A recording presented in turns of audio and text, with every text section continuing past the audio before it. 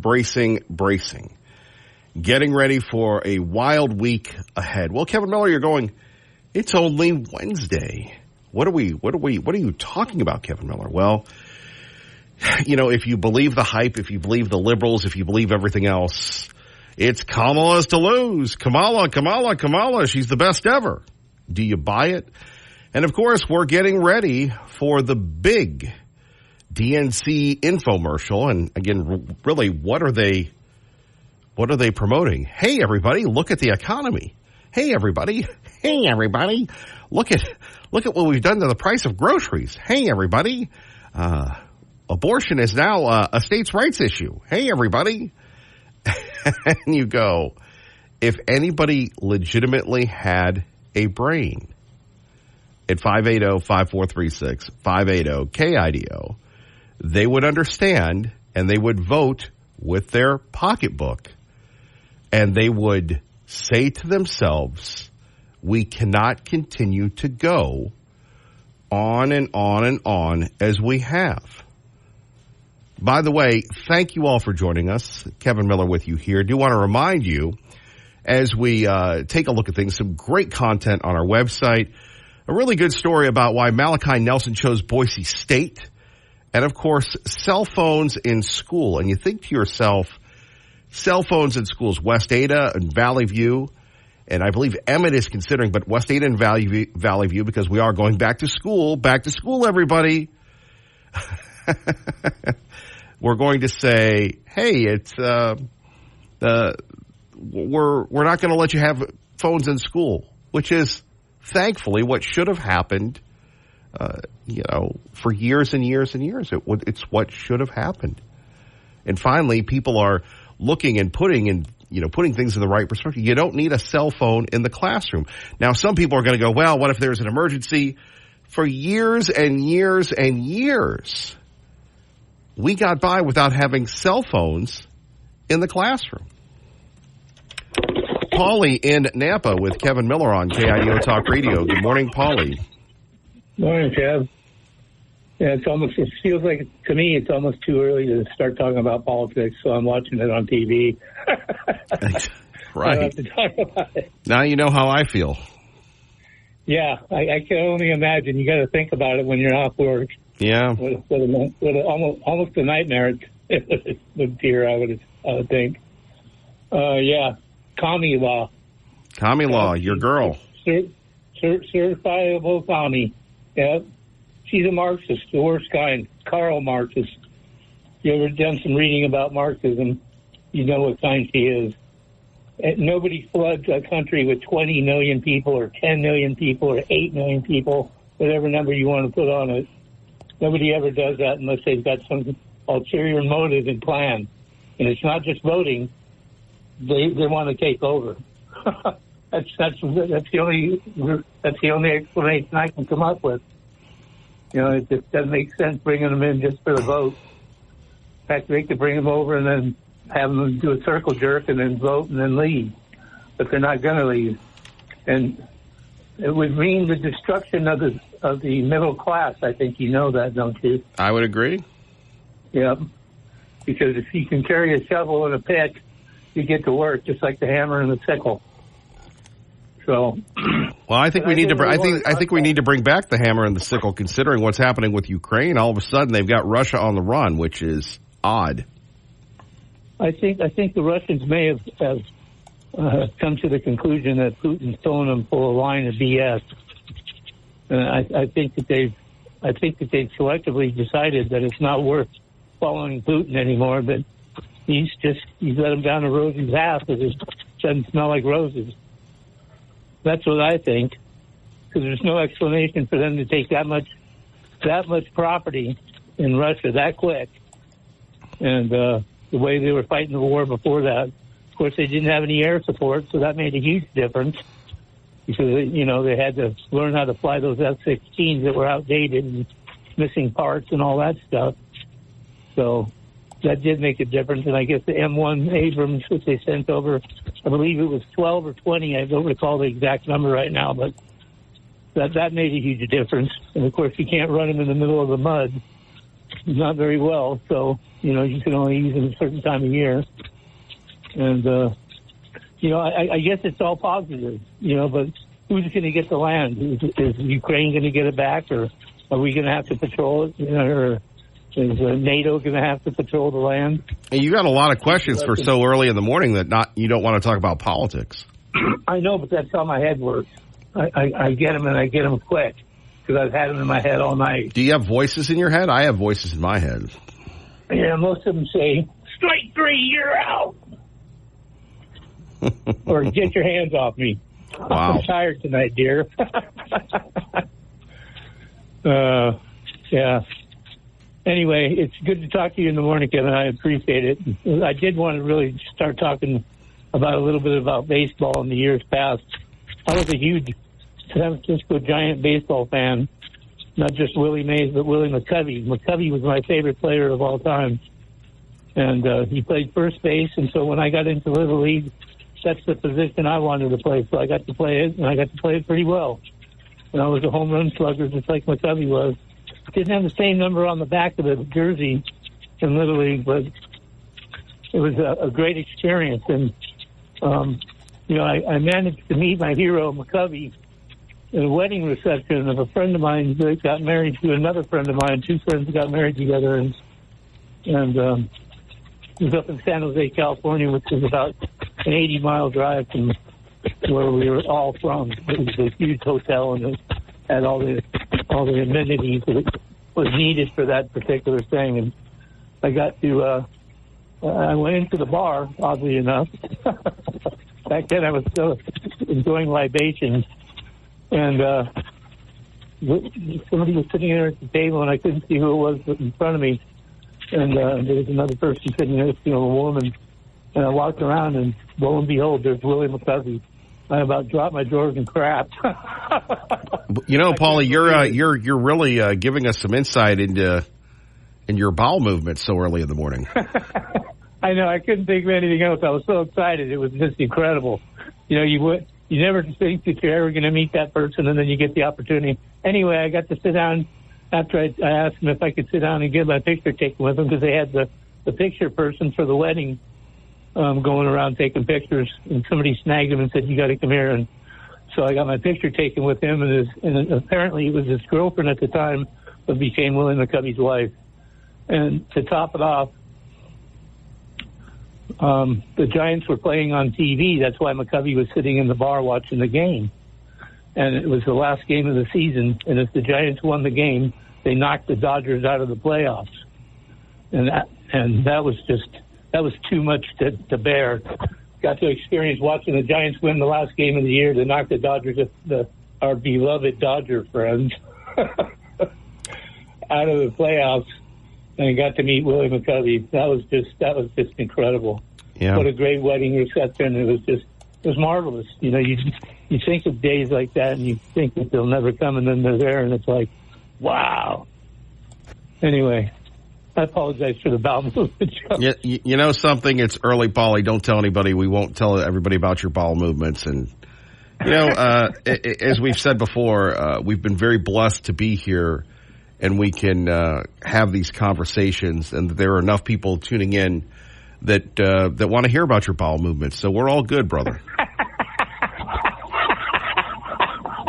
I'm not going to hear the end of this at work today. You know that, don't you? Good. There's Paulie, and there's his bowel movements. There we go. Anything to help the audience, Paulie, we appreciate it. Otherwise, you'd hear me rambling to myself. Oh, I did want to ask you: is there a limit as to what you can donate to those, not Lighthouse, but the to the rescue mission? To the rescue mission, yeah. No, I think they take just about everything. Okay. Now, did I hear you say about a month ago that you were going to start the rescue mission again over here in Nampa? Yeah. Well, I mean, we do it twice a year, but we'll be rolling soon. Okay. Well, you got my number because I called into the station. Yes. Times. For good help doing something. Yeah. Give me a call if you need to help doing something. Well, we'd love to have you, Paulie. You take care now. Have a great day at work. You too. Thank you. Bye-bye. And appreciate Paulie. Appreciate everybody calling in at 580-5436-580-KIDO. You know, it's been a marvelous experience for me that my parents are visiting. And my parents are very conservative. And it's interesting, no matter how old you get, you're still a little kid around your parents. I don't know if you've figured that out, if your parents are still with us. You know, get in the car, get on the seatbelt, click, click, click, and you're like, oh, yeah, okay. And, you know, I'm sitting there, and my parents love Dan Bongino. And as you know, we had Dan Bongino on before he was Dan Bongino in 2012, when Dustin and I went to the convention for KIDO Talk Radio. Even before this was KIDO Talk Radio, it was just KIDO. And, you know, every night I'm sitting there like a little kid, and it reminds me of a lot of era. And, Bo, you're going to go, what a repressed childhood you had, Kevin Miller. I mean, Gen Z Bo, where at night people would, like, eat dinner together, and then they would go watch TV together. Now, young people, maybe they watch TV, maybe they don't. They have their own personal monitors. Hey, man, I got this big screen. No, I got my phone. I'm good. And it's just a changing of the culture, and, it, you know, again, that they're here. And so every night I keep lobbying them. You know, we got Clay and Buck. Oh, Dan says this and Dan says that. And it is wonderful to see the growth of people like Ben Shapiro, like Dan Bongino, and we compete against them. And I've known Ben Shapiro for years. Now, he would go, who? I'd go, the sweaty guy you met in 2011. Oh, yeah, that guy. Anyway, and he's just like he is off the air as he is on the air. And, you know, those shows are great, and they're wonderful. And I would say to you that if ever I had an inkling to do that, I think we could roll with the best of them. But I have been blessed to be with you. I have been blessed to be here every morning. Now, sometimes, yes, I take some time off, which, again, I apologize for, because this is truly a privilege to be with you. And we talk about CUNA and Homedale and Ontario and, of course, the big ones here. And we're not talking about being on Newsmax or Real America's Voice or anything else. We're talking about cell phone bans in schools. And the other day we had a gentleman on, and he Theo and he goes, you know, Kevin, it's great to be on the national shows, but these local shows are really the backbone of the community. And to me, I have always dedicated myself to serving the local community and being a part of the local community. And it's a privilege to be with you every day to talk about local issues.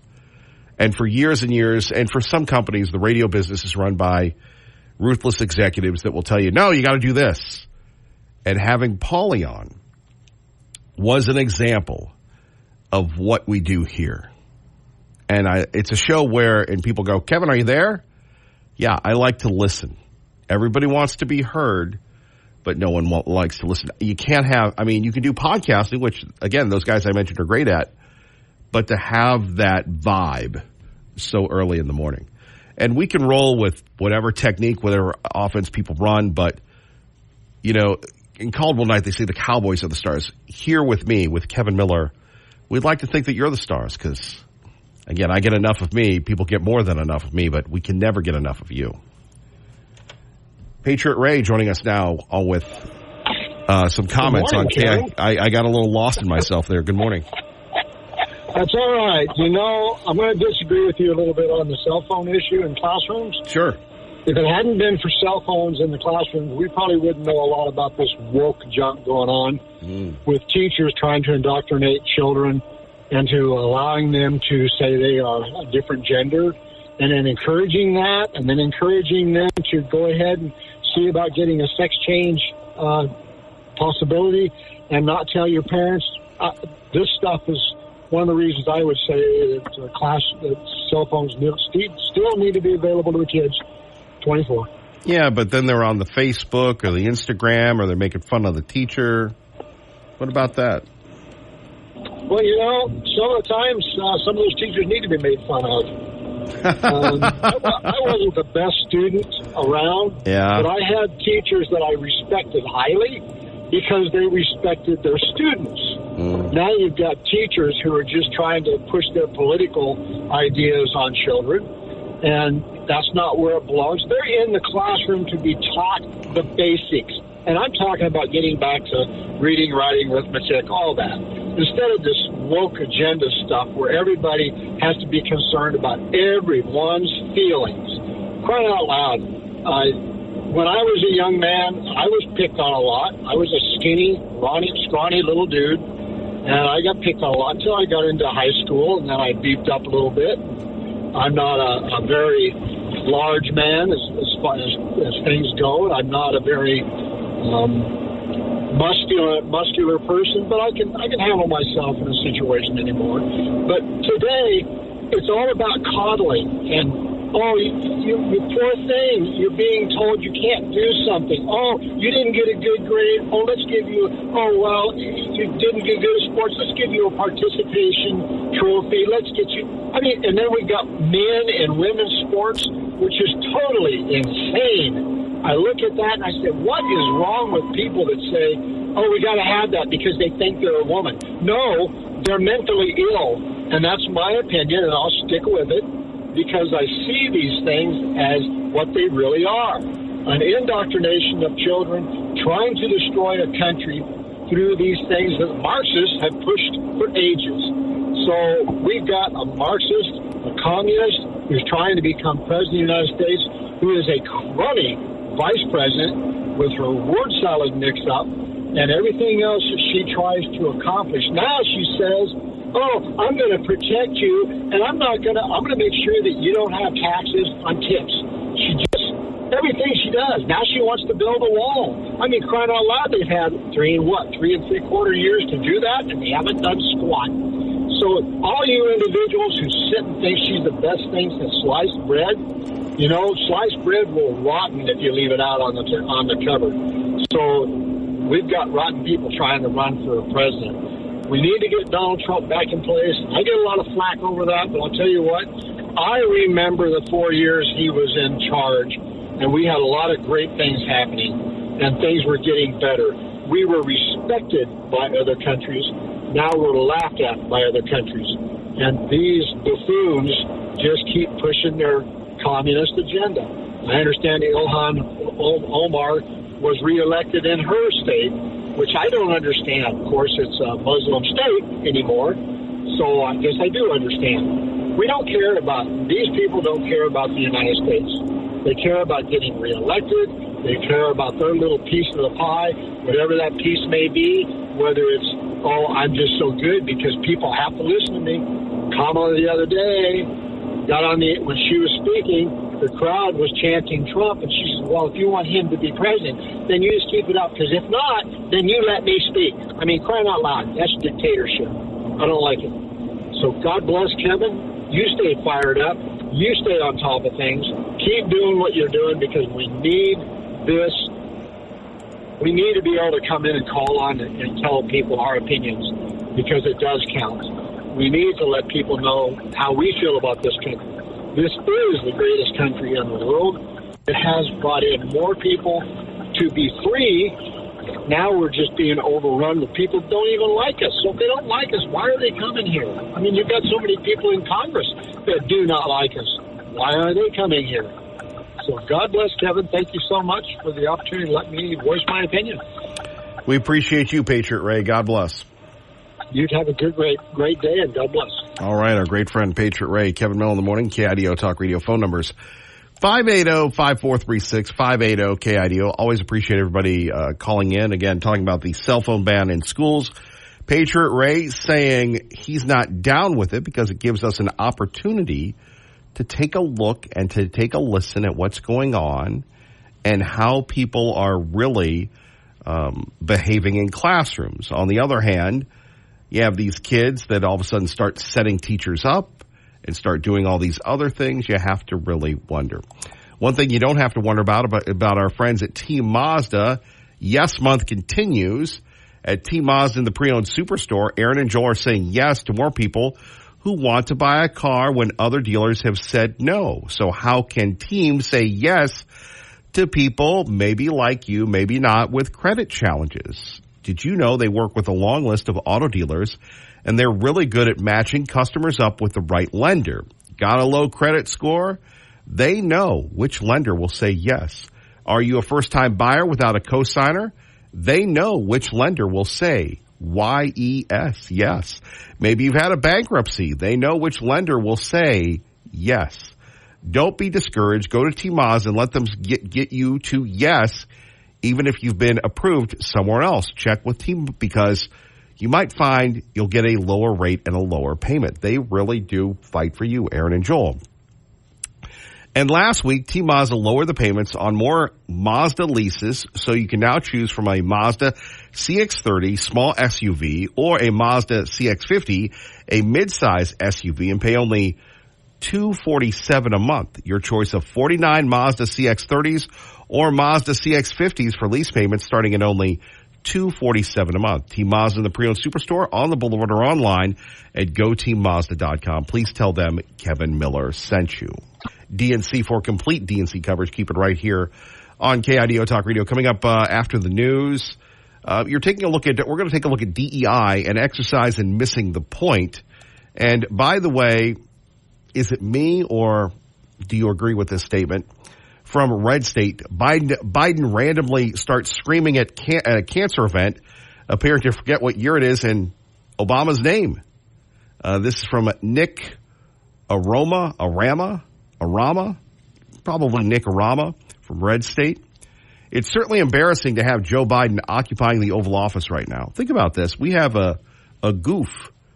Now, sometimes we have teams with incompetent coaches, incompetent bosses, incompetent leadership, but has there ever been anybody with the dementia going on that Whoa Joe has? Whoa.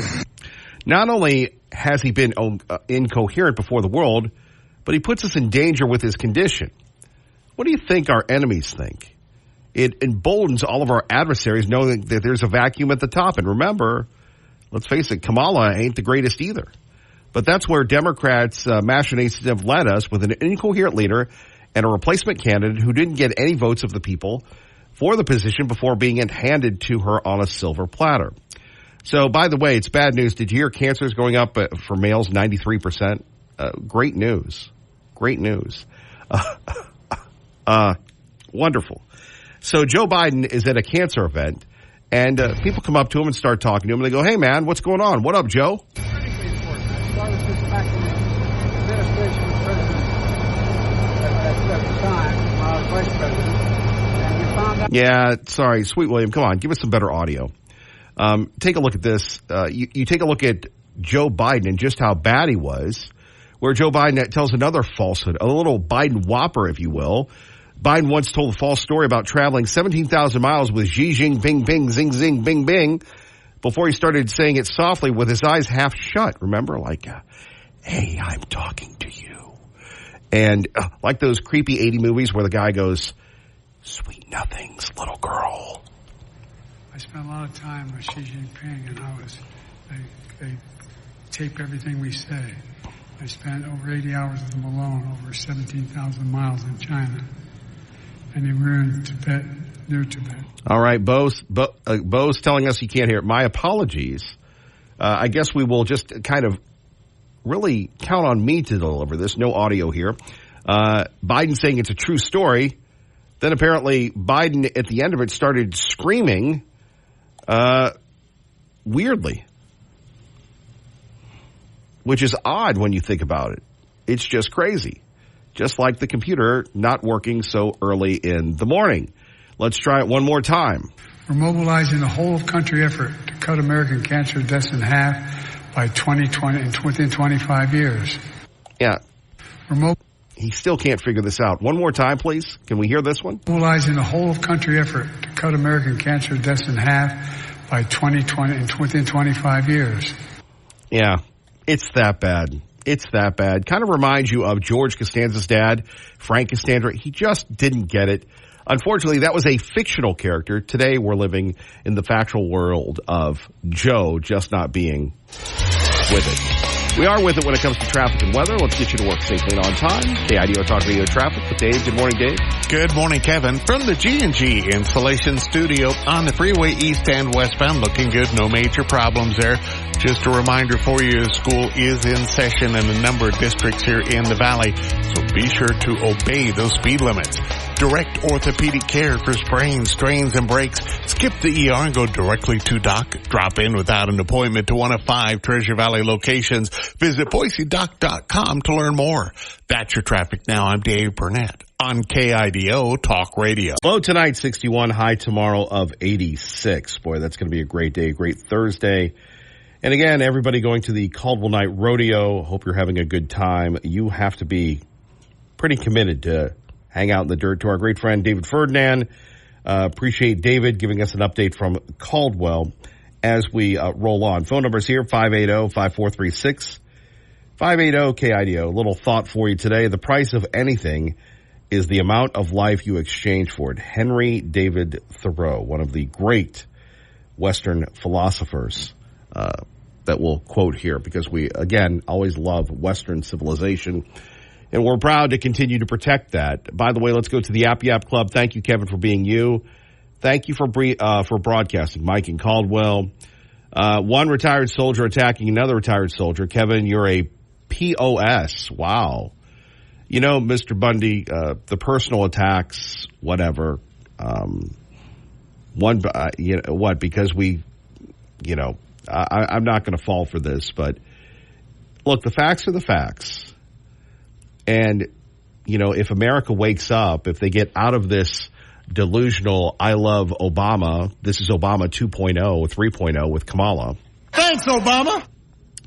Then they're going to realize that, look, if you want high gas prices, vote Kamala. If you want inflation, vote Kamala. If you want the end of America as we know it, vote her. She's very clear about that, and we'll get to that in a minute. But it's funny with liberals or whatever this guy is. And again, I appreciate the feedback. And you can't be a talk show host and then have your feelings hurt when people call you names. I think it's pretty cheap. I would have called me fatty or dummy or something else of that nature. But if you're going to go there, one soldier attacking another, no, the facts are that Tim Walz claimed to be a command sergeant major. It's in writing. He lied. He's a liar. Tim Walz had a choice. Go to war or not go to war. And I never want to say one of the regrets in life was that I was in such a bad unit in the Army Reserve that we were the only ones that didn't get deployed during Desert Sword, Desert Shield when the entire nation was deployed. But I was. That wasn't the plan for me. And I admire the people that went. And you have to make a decision. I can remember at a time going to somebody that I was very close to saying, hey, it looks like we're rolling. And as a 19 or 20-year-old, you don't have a choice. You couldn't retire. You couldn't peace out. You couldn't do all these other things. You swore an oath to defend the Constitution. Now, Mr. Walz decided to leave the people that he'd grown up with, that had supported him behind. Okay, that's his decision. But don't claim to go to Iraq. Don't be a poser. Walz is a poser. And if that makes me a piece of whatever, Mr. Bundy, you're welcome to go somewhere else. We don't do the personal attacks here. And quite frankly, you're better than that. All right, there we have it. There's Henry David Thoreau to other comments of the day. Let's go a little deep here. From the National Review, talking a little bit about the DEI and an exercise missing the point from Dan McLaughlin. Will Saladin argues at the Bulwark that anyone who referred to Kamala as a DEI hire has an obligation to say the same for Tim Walz, because Harris herself was very obviously deliberate in considering a short list of running mates composed entirely of white males. It's amusingly ironic to note that when you hire for race and gender, that leads to more hiring for race and gender by the person who was hired for those reasons. Think about that. Instead of a meritocracy. Now, did you watch the Olympics? I really didn't watch the Olympics because, to me, it was all about the woke. And say what you want about LeBron James. He's a liberal. He's this. He's a philanthropist. He's in the LeBron business and has done it very well. But if LeBron James did not achieve what he has through his brilliance on the court, he would just be LeBron. But he earned that status. And when all of a sudden we're going to go, well, I mean, imagine if we had our sports teams like we're doing our political parties that have to represent America. Okay, so we need a hyphenated America here. We need a trans American here. We need a gay American here. We need a white guy. Well, no, we don't need the white guy because the white guys really never have done anything. Are you kidding me? This is fascinating. Of course, some perspective is important. American politics has always been representative. National tickets and cabinets have always been constructed with one eye on identity politics, balance of one sort or another, be it regional balance, a balance of party factions, or a balance of religion, age, or other demographics. Think about this. You take a look at Thomas Jefferson took Aaron Burr because he was a New Yorker. George H.W. Bush took Dan Quayle because he was young. JFK needed LBJ because he was more experienced. Southern Protestant, etc. But the key question, and think about this as we're getting ready to vote, did your ticket balancing lead you to pick somebody with no business on the national ticket? Now, remember, we've heard this before when they talked about Dan Quayle and, of course, our great, lovely, at one time young lady, Sarah Palin. And it reflects the problem with Joe Biden's choice of Harris, which ended up bequeathing us not just Harris as vice president, but now Harris as the presidential candidate who has never won a single presidential primary. Let me repeat that. She's never won a single presidential primary. She's never been vetted. Think about that at 580-5436, 580-KIDO. She's never been vetted. Well, it doesn't really matter. Really. It doesn't matter that she hasn't been vetted. But Congressman Smallwell, to your point about Kamala Harris, why hasn't Kamala Harris laid out her policy agenda? I mean, it's not even on her campaign's website. So she's doing that this week. She's talking, particularly about her economic message. She's also, been going across the country, filling arenas and talking about what she's going to do on the rights that were robbed for women when Roe was taken away, the border crisis that she's going to solve, that her economic policy won't benefit billionaires, but it will benefit hardworking Americans. As she calls it, it's working for working people. She's stopping, before going on stage and talking to reporters, and I expect more of that as we go into the convention on Monday. A lot of people expecting her to do a proper sit-down very soon, frustrated that it hasn't happened yet. Congressman Eric Swalwell, thank you so much for coming on this morning. Appreciate you. Right. So she's only been in office almost 4 years, and she hasn't come up with any policies. She's doing that this week. Really, what is she doing? And early morning, Lucille with Kevin Miller on KIDO Talk Radio. Thank you for the call, Lucille. Good morning. Good morning, Kevin. I just was appalled at whoever it was that hurled that insult at you.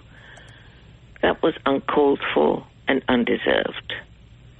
And I don't know why whoever, what's his name, decided to insult you for telling the truth about a person.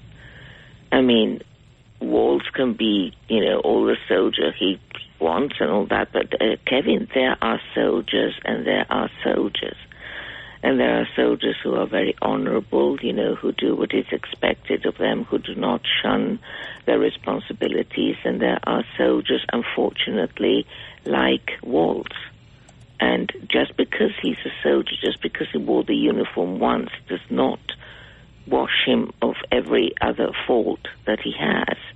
I mean, you can be a lawyer, you can be a very honorable lawyer, you can be a shyster, you can be a priest, you can be a very, holy man, and you can be something else. So I don't understand why whoever it was decided to call you on that. Some people have this, oh no, I am so such a wonderful person that I'm never going to criticize. And no, Kevin, there are people who deserve criticism. Maybe we're not going to go all out there and just make a song and dance about it. But when criticism is called, then they deserve it. So I don't understand why this person got so angry at you for telling the truth. Yes, he, wore the uniform, I suppose, at that time. But then he did something very dishonorable, Kevin. And I wonder what this person who insulted you would think of all the soldiers honorable soldiers who did what was expected of them. They don't have a very high opinion of Waltz.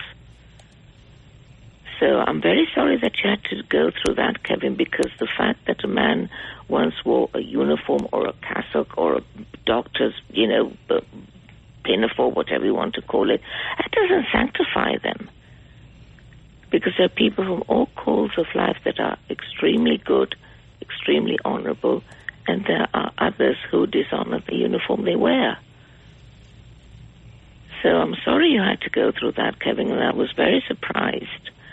Because, and I don't know why these people get away with all the bad things they do. But we don't get away with that, Kevin, do we? No, we don't. We don't at all. I appreciate you giving me the defense here. It just seems odd when we're telling the truth. They don't like the truth. I just don't like these people who think that, they are above everybody else because they don't criticize others. Well, he criticized you. You didn't deserve it. He criticized you for making a criticism where it was called, and yet he goes and insults you for doing that. And it's not your fault. What Waltz did is not your fault, Kevin.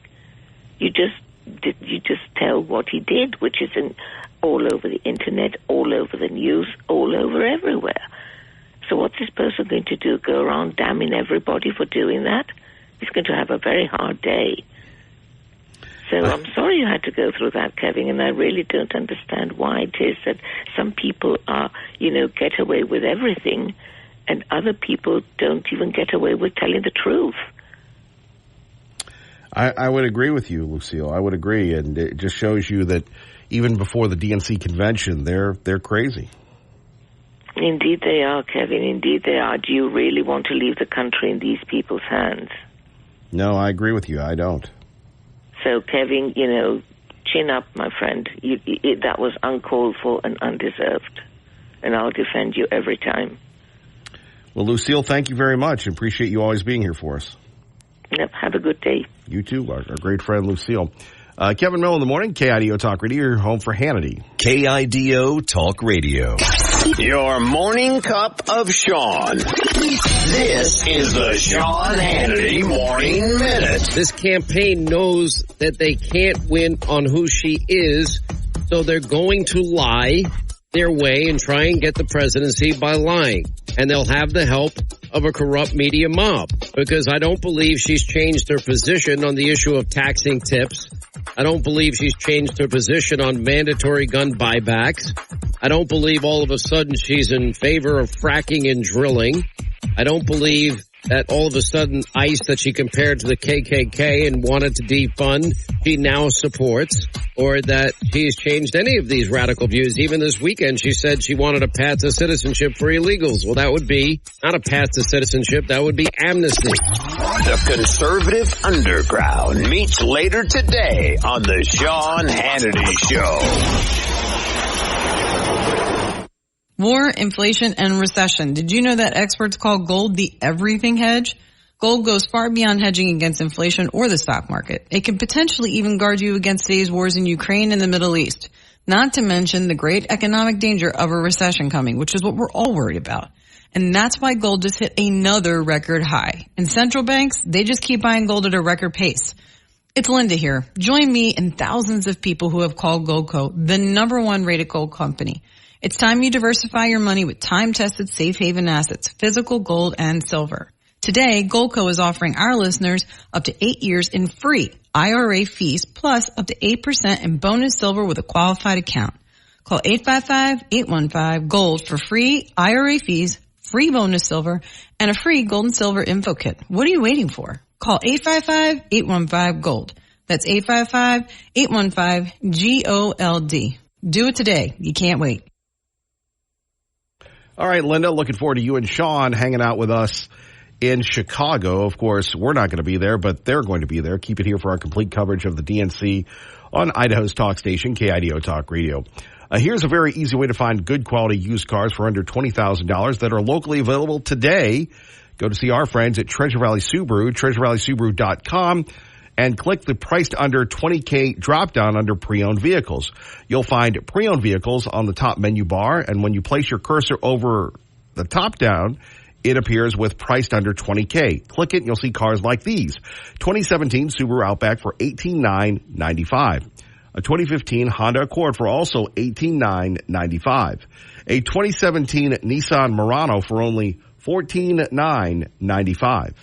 The Idaho Center Pre-Owned Superstore at Treasure Valley Super is where you'll find cars under $20,000 and cars with payments of $250 a month. And if you need help with financing, let Rob and the crew put their experience to work for you. For folks with credit challenges, getting a car loan is often as simple as finding a dealer who knows how to find the right lender for your situation. Treasure Valley Super and the Idaho Center Pre-Owned Superstore together on one giant lot at the Idaho Center Auto Mall and at treasurevalleysubaru.com. Please tell them Kevin Miller sent you. Coming up, one person said that they predicted that Kamala would be running wild and would be the president. We'll tell you who. Get your reaction. A lot going on. Mike Tracy will join us. Kent Goldthorpe. All of the right team with you today. But one more time, here is Eric Swalwell defending Kamala not laying out her policy agenda. It's a work in progress, everybody. But Congressman Smallwell, to your point about Kamala Harris, why hasn't Kamala Harris laid out her policy agenda? I mean, it's not even on her campaign's website. So she's doing that this week. She's talking, particularly about her economic message. She's also, been going across the country, filling arenas and talking about what she's going to do on the rights that were robbed for women when Roe was taken away. The border crisis that she's going to solve, that her economic policy won't benefit billionaires, but it will benefit hardworking Americans. As she calls it, it's working for working people. She's stopping, before going on stage and talking to reporters, and I expect more of that as we... Is she really making herself available? We all know she's hiding, right, Joe? Whoa. We're not hiding here. KIDO. Talk more about that. Also, whether or not schools, you're down with schools banning cell phones. Schools starting today and this week. Back to school, y'all. Welcome to the real world, or, well, I hope you had a good summer. A lot going on. Don't forget to keep updated all the time, anytime, for free with our free KIDO Talk Radio app. Kevin Miller here on your home for Fox News, brought to you by Beacon Plumbing. Stop freaking. Call Beacon. You're listening to KIDO Talk Radio, at least in Idaho. Ryan, how are you? Oh, I'm good. Whenever I get to you, usually, if it's like the 9 o'clock and 11 o'clock hour, I've already got like 12 of these hits, so I'm always like getting burnt out, getting tired, getting grumpy. Might be time to turn on you one day, Kevin. Heel turn. I could see that happening. I sense that really in our daily interactions, Ryan. I do. It's my excuse to not say I don't like you. I totally understand. Yeah, I can't stand you. I got to turn heel on you now. You're going to put the boots to me soon. Yeah, just turn that way. I'll hit you in the back of the head with a chair when you turn. That's right. Don't turn your back on me. Yeah, I told you're speaking my language. I really understand it. I know. I always feel so bad. I was like, oh my God, I was such in a bad mood with Kevin today. Oh well, at least it's Kevin. Yes, exactly. It's hold on. It's not like it's anybody good. At least it's Kevin, and I wholly believe that when I'm saying it. So. Ryan, let's talk. I think it's more so it's actually a nice guy. Well, look, I'm a big fan. You're in the moment, and you deserve the spotlight and the ring entrance and everything else. So, appreciate it. No, it's all true. Let me get to today. Apparently, people are going to continue to investigate what happened in Afghanistan, sir.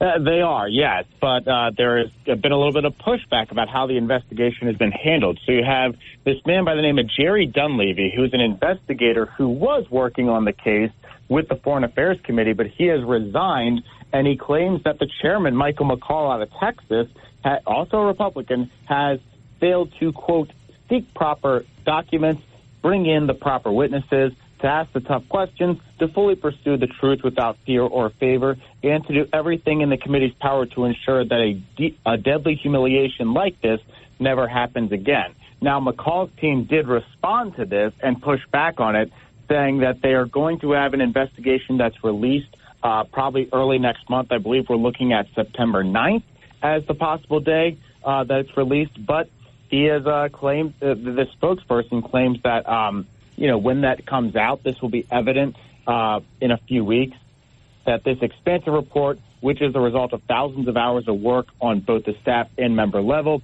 its release will not be the end of our work, but a crucial next step towards ensuring the personal accountability that the Biden-Harris administration refused to provide. Sounds like they're going to be busy. They certainly will be, but I think this is quite substantial to see somebody blowing the whistle like this, especially when, Chairman McCall's committee has not had maybe some of the pushback, maybe some of the noise that some of the other Republican committees have had this Congress. It's been a pretty, quiet committee considering the fact they've been investigating probably one of the biggest, I don't want to use the word scandals, but maybe the biggest issues that the Biden-Harris administration has faced since they took office, which was the Afghanistan withdrawal. You're right, Ryan. We appreciate you. You have a good one, brother. Of course, Kevin. Thank you, sir. Thank you. All right, our great friend Ryan Schmelz. That's the national. Let's go to local. Mike Tracy, the guru of politics, joins us now on KIDO Talk Radio. Good morning.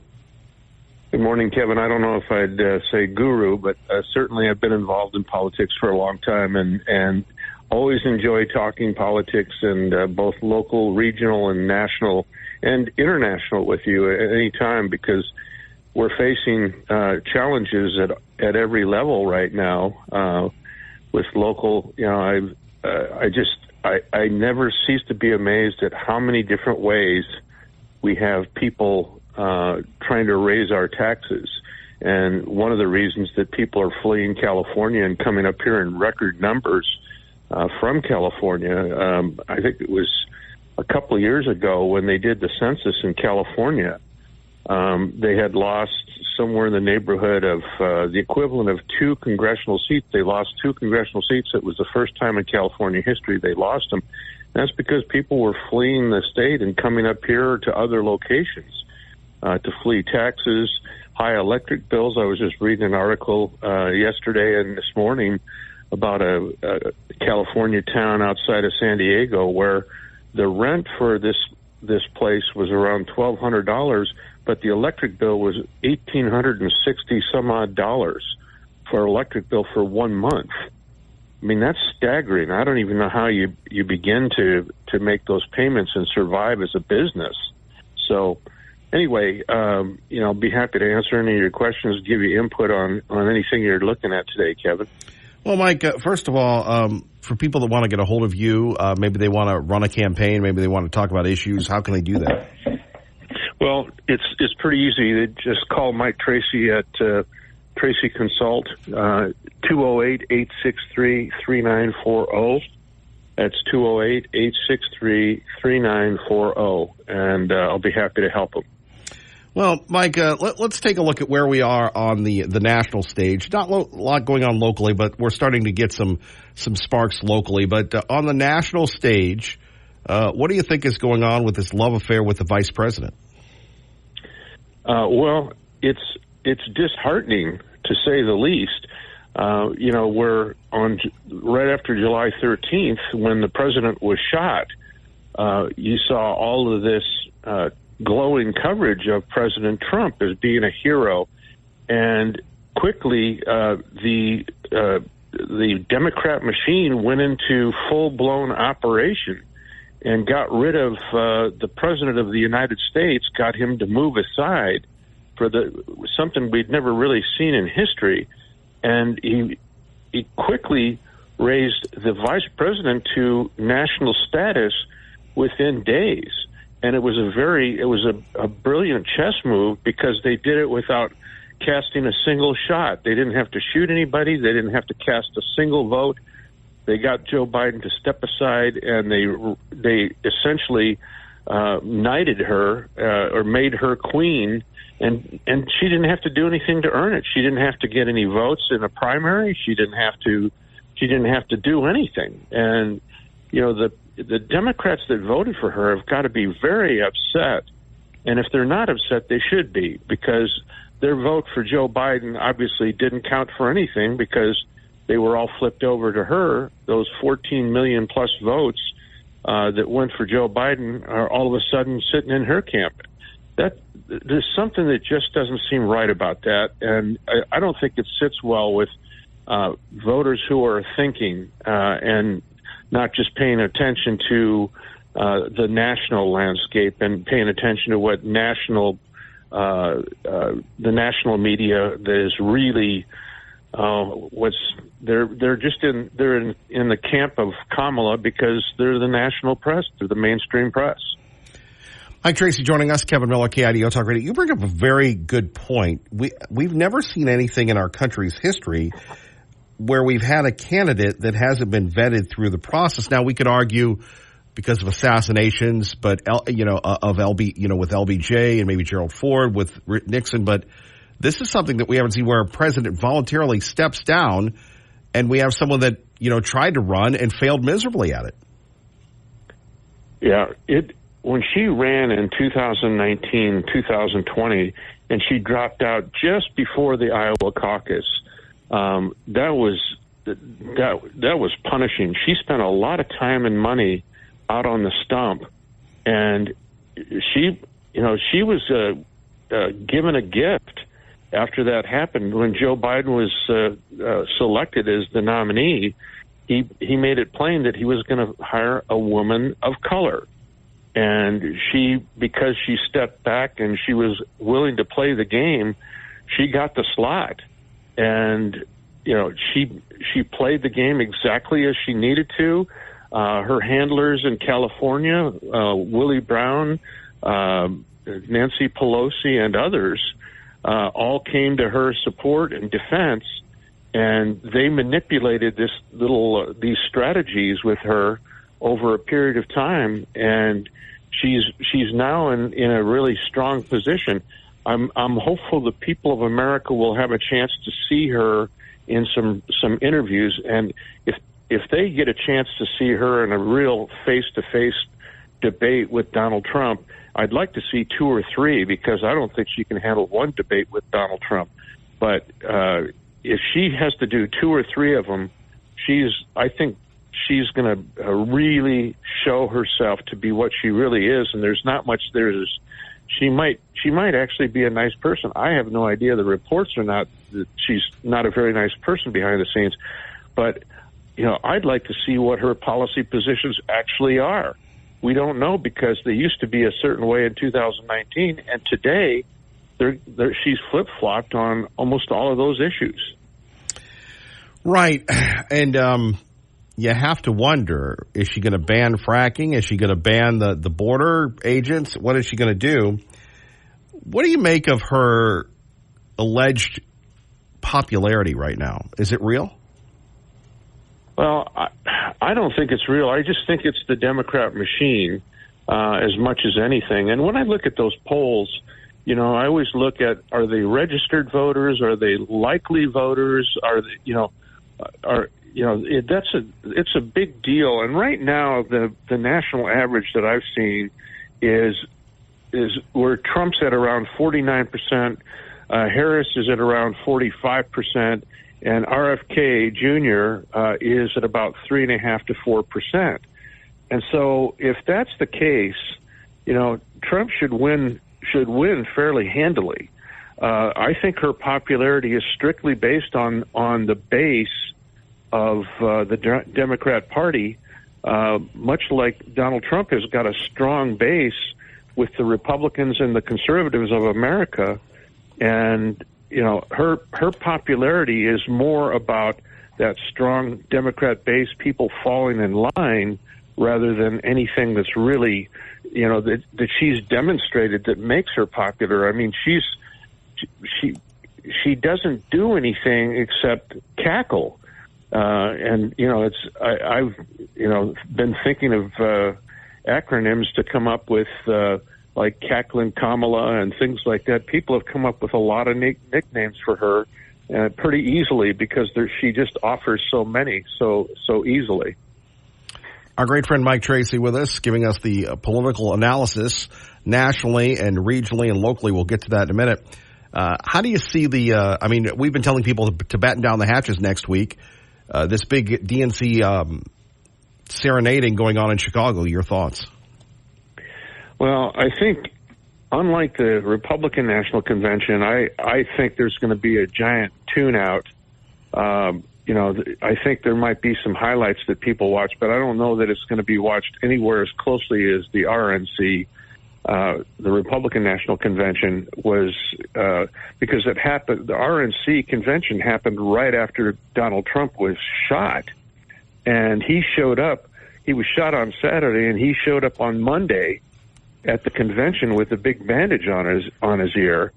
And, he was looking like a hero to the nation. When he came up from behind that podium, thrusting his fist in the air, it just showed his power and his strength.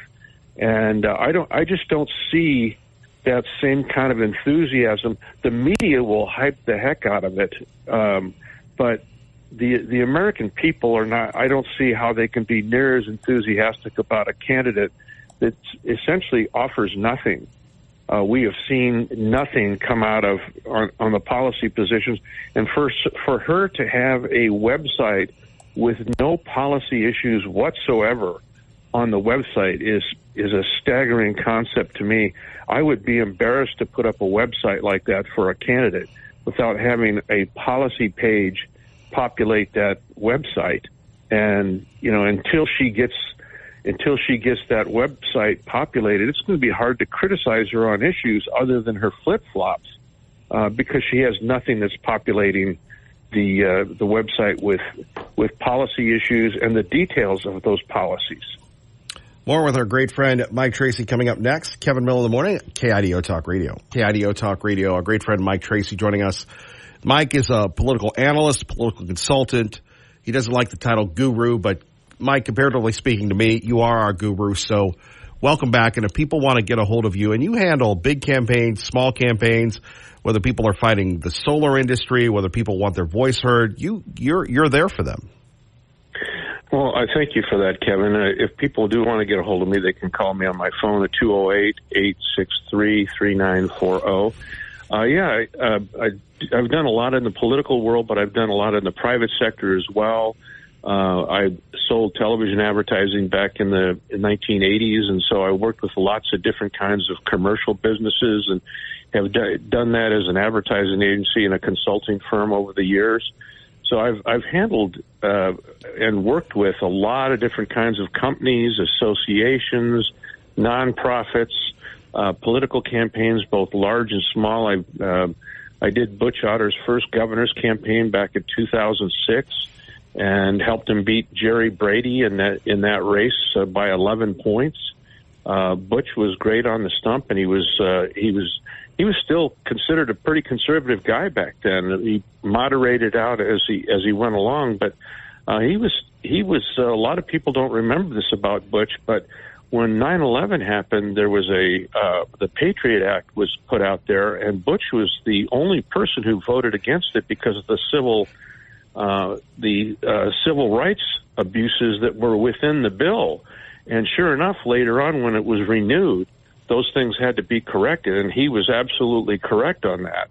But you're right, Kevin. I've handled all kinds of different things, and I enjoy working with people on their advertising, on their public relations. It doesn't matter what it is. I just enjoy working with people and guiding them and trying to do it in a way that's affordable for them, but also is a very effective investment. Let me hit you with this one.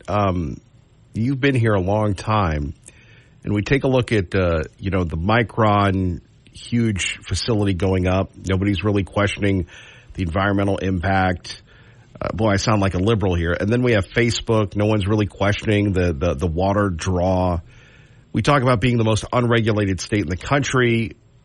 Mike Tracy, is Idaho selling out to businesses? How do you see this playing out?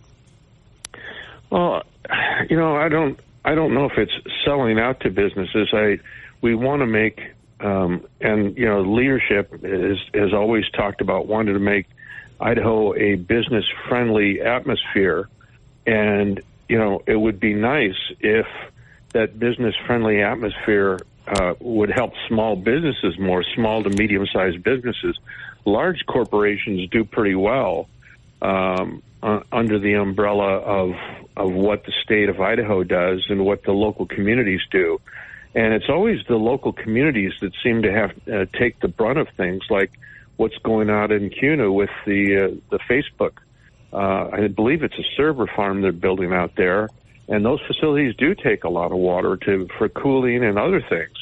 And those water rights are, and as long as that facility's there, those water rights are going to be, and the water is going to be used for that specific purpose. And the same thing with Microsoft, or I should say with Micron.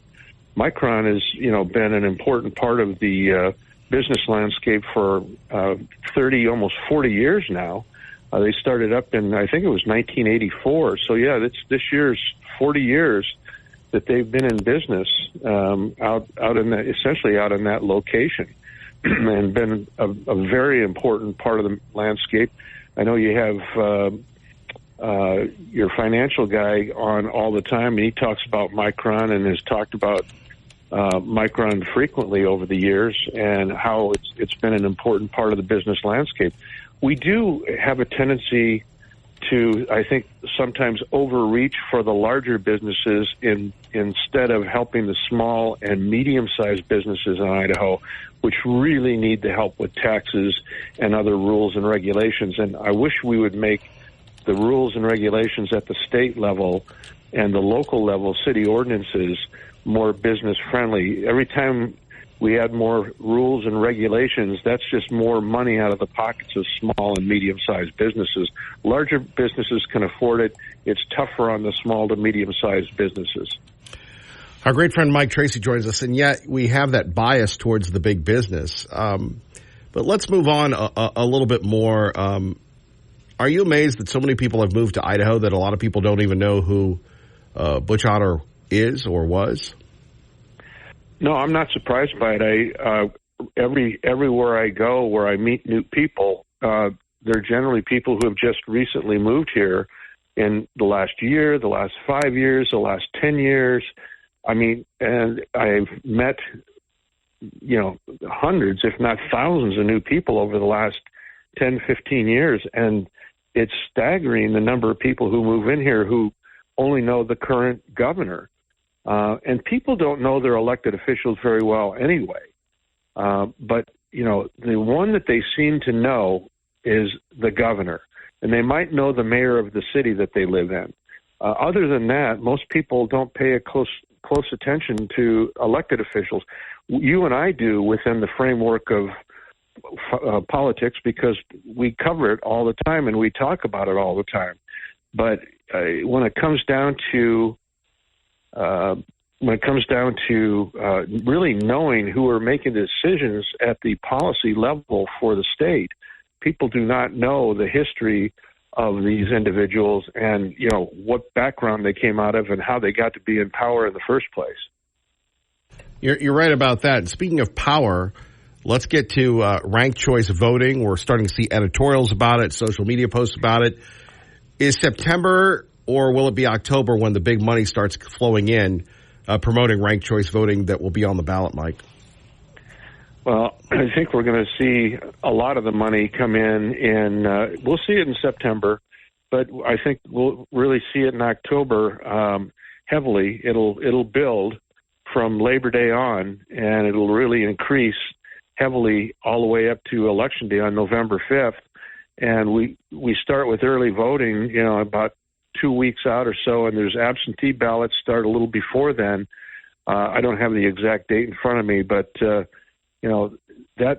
there's going to be a lot of people that are going to be affected by what they see or hear on ranked choice voting. And what I've seen of it is it's not been something that has been real conducive, that has allowed voters the opportunity to choose who they really want to vote for. It creates a really strange model that is not embraced in other states, and the places where it is in place, it really seems to distort what the voting of the local citizens, what their intention actually is.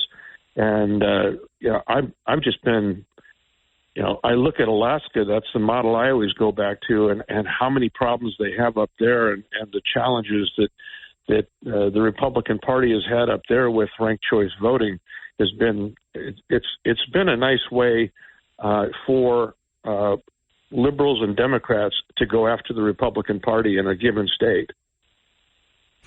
And speaking of that, is the Republican Party strong enough to stop this? Because let's face it, we have a lot of politicians that maybe they win the primary, but that's thanks to moderate or even Democrats voting for them. And we can name names or not, but I mean, you have a very interesting blend. We have a very conservative tilt from last May's primary. So will it be just the hardcore Republicans, or are you going to have some prominent current or former Republicans that might back this proposal? Well, that's yet to be seen. I don't know who's going to come out in favor of this thing. I'm going to watch it very closely. I just don't see. I don't see necessarily prominent Republicans coming out. There's always some that do. They surprise you, but I think you're going to see most Republicans, moderate to conservative, and everything in between, are going to be opposing this, because it really does take. It does take the party platform of party apparatus completely out of the system, and doesn't allow Republicans to vote for Republicans, Democrats to vote for Democrats. It really skews the system in a way that is not very effective or fair for people in the party system, which has been a tried and true system for decades, if not 100 plus years. And there's always imperfections in every system, but ranked choice voting has not seemed to be a system that works for any state that's used it. Our great friend Mike Tracy joining us. Kevin Miller in the morning, KIDO Talk Radio. Mike, what should we be looking out for? Well, I think one of the things that the biggest concern I have is at the national level. That's my biggest concern. If we can get Trump back in office, and I've been a big Trump supporter since 2015, 2016. I was one of the earliest ones that came on. If we can get him back in office, we have to. If we don't, we're going to be in real trouble. This country cannot afford 4 more years of essentially a Biden administration. Our country will be decimated by China, Russia, Iran, North Korea, and all of our allies around the world. I think are very concerned. I think that's what we need to really look out for. All other elections and all other issues are important, but this national election is one of the most important, if not the most important, I've seen in terms of turning the ship back around and getting us back on course, because we are way off course right now at the national level. And until we get that corrected, the smaller course corrections we can make at the local level almost become insignificant with what can happen to us at the national level. Mike Tracy, one more time, if people want to get a hold of you, what can they do? It's pretty easy, Kevin. Thank you for everything. They can just give me a call at 208-863-3940. be happy to visit with them and help any way I can. And I appreciate the time, Kevin. You have a great morning. You too, sir. We love the expertise. We'll talk to you next week, sir. All right. Thanks. Talk to you soon. Bye-bye. Bye-bye. Thank you, Mike. Let's get you to work safely and on time. KIDO Talk Radio Traffic. Dave Burnett is standing by, as always, to get you to work safely and on time. Good morning, Dave. Good morning, Kevin. From the G&G Installation Studio, we're looking at hazy sunshine as you travel eastbound on the windshield on the freeway. Looking good right now. It does get busy, and it does slow down once again once you get into the Meridian area. Into downtown Boise and the connector looking good. No major accidents to get in the way. If you do have an accident, Mike Miniger's Auto Body will restore your vehicle to pre-accident condition and guarantee their work. Call Mike Miniger's Auto Body. Visit BoiseAutoBody.com. That's your traffic now on KIDO. Hey, Ben, good morning. Good morning, Kevin. Hey, really good to talk to you today, and I'm excited that I can see blue sky above me today. I don't think anybody's talked about that yet. That's a great thing for the Treasure Valley. I agree. Congratulations.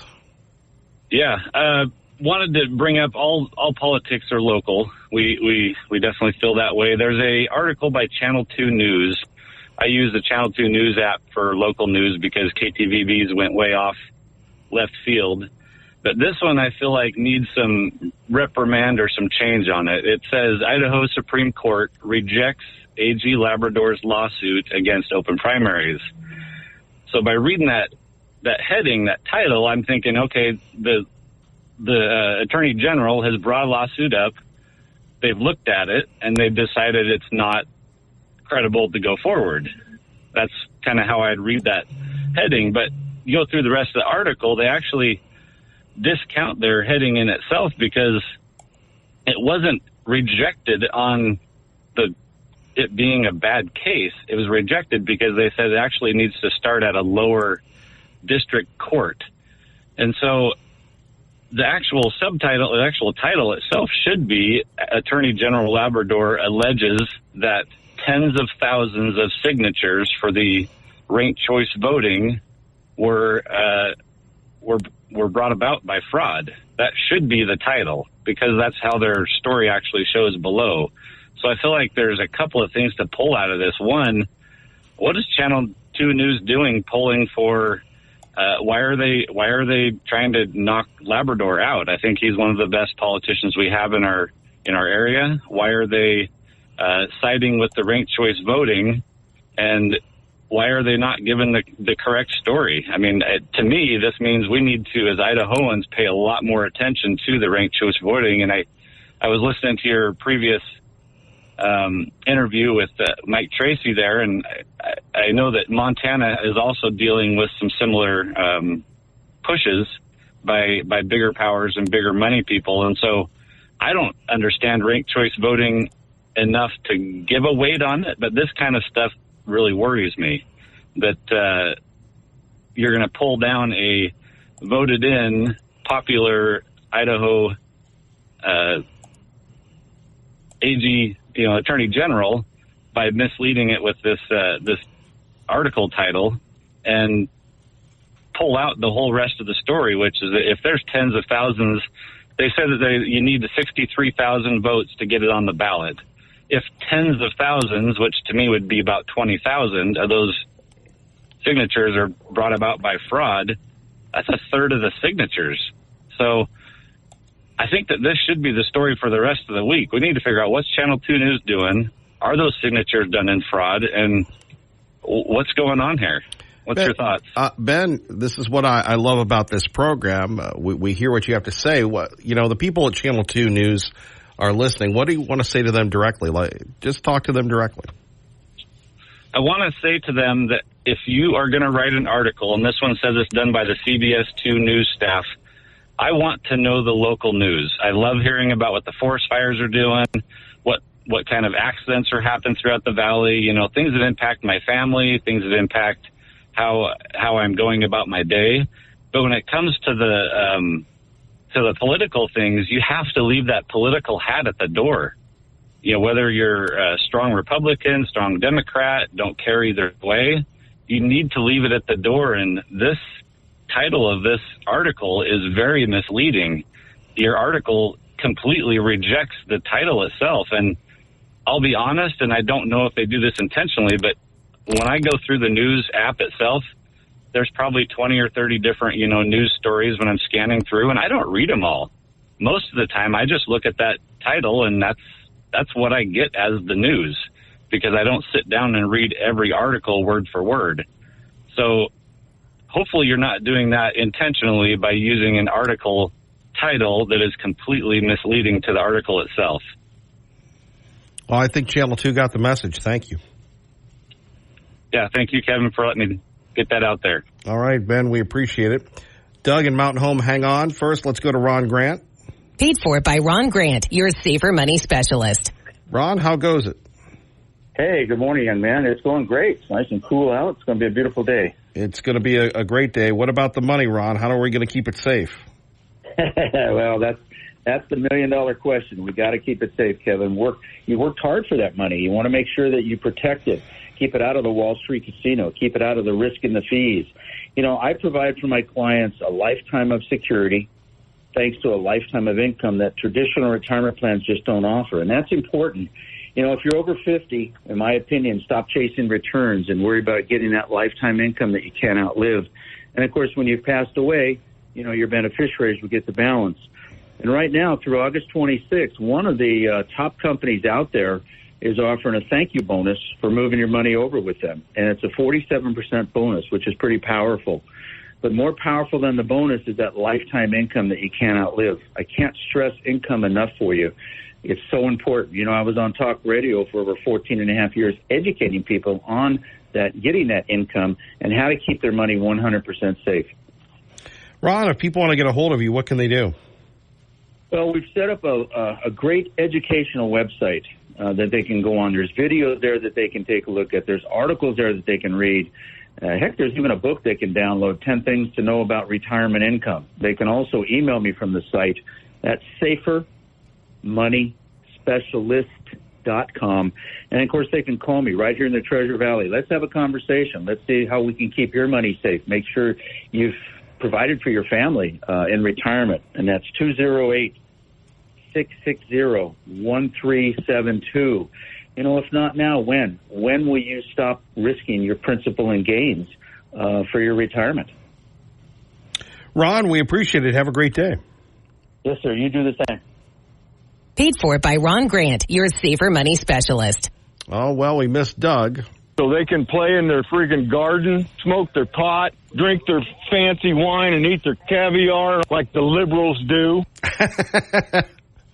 Thank you for listening, Kevin Miller. Idaho Talk Radio. Hello, Doug. Hello, Doug.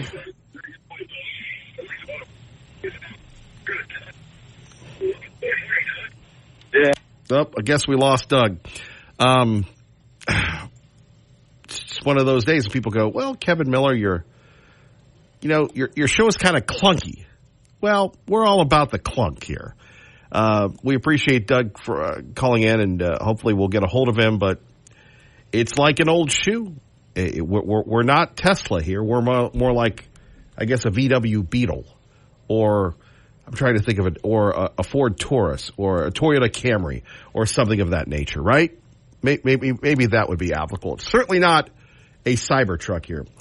We go back to Doug. Doug, welcome back. Or trying to think of it, or a Ford Taurus, or a Toyota Camry. Okay, I don't know really what to do with him because he's listening on delay. So we'll figure it out. Let's go to traffic. Thankfully, we have traffic to go to here on KIDO Talk Radio. Good morning, Dave Burnett with the save. Good morning, Kevin, from the G&G Insulation Studio. Heavy and steady on the freeway for you. Don't forget, school zones back in effect for much of the Treasure Valley today, so just be aware of that. Working one accident right now at Overland and Celebration. Mike Miniger's Auto Body, locally owned and operated, serving your collision needs since 1982. Call Mike Miniger's Auto Body. Visit BoiseAutoBody.com. That's your traffic now. I'm Dave Burnett on KIDO Talk Radio. I appreciate that, Dave Burnett rolling. We apologize to Doug, but we can't wait there. It's, we live in this world of instant gratification.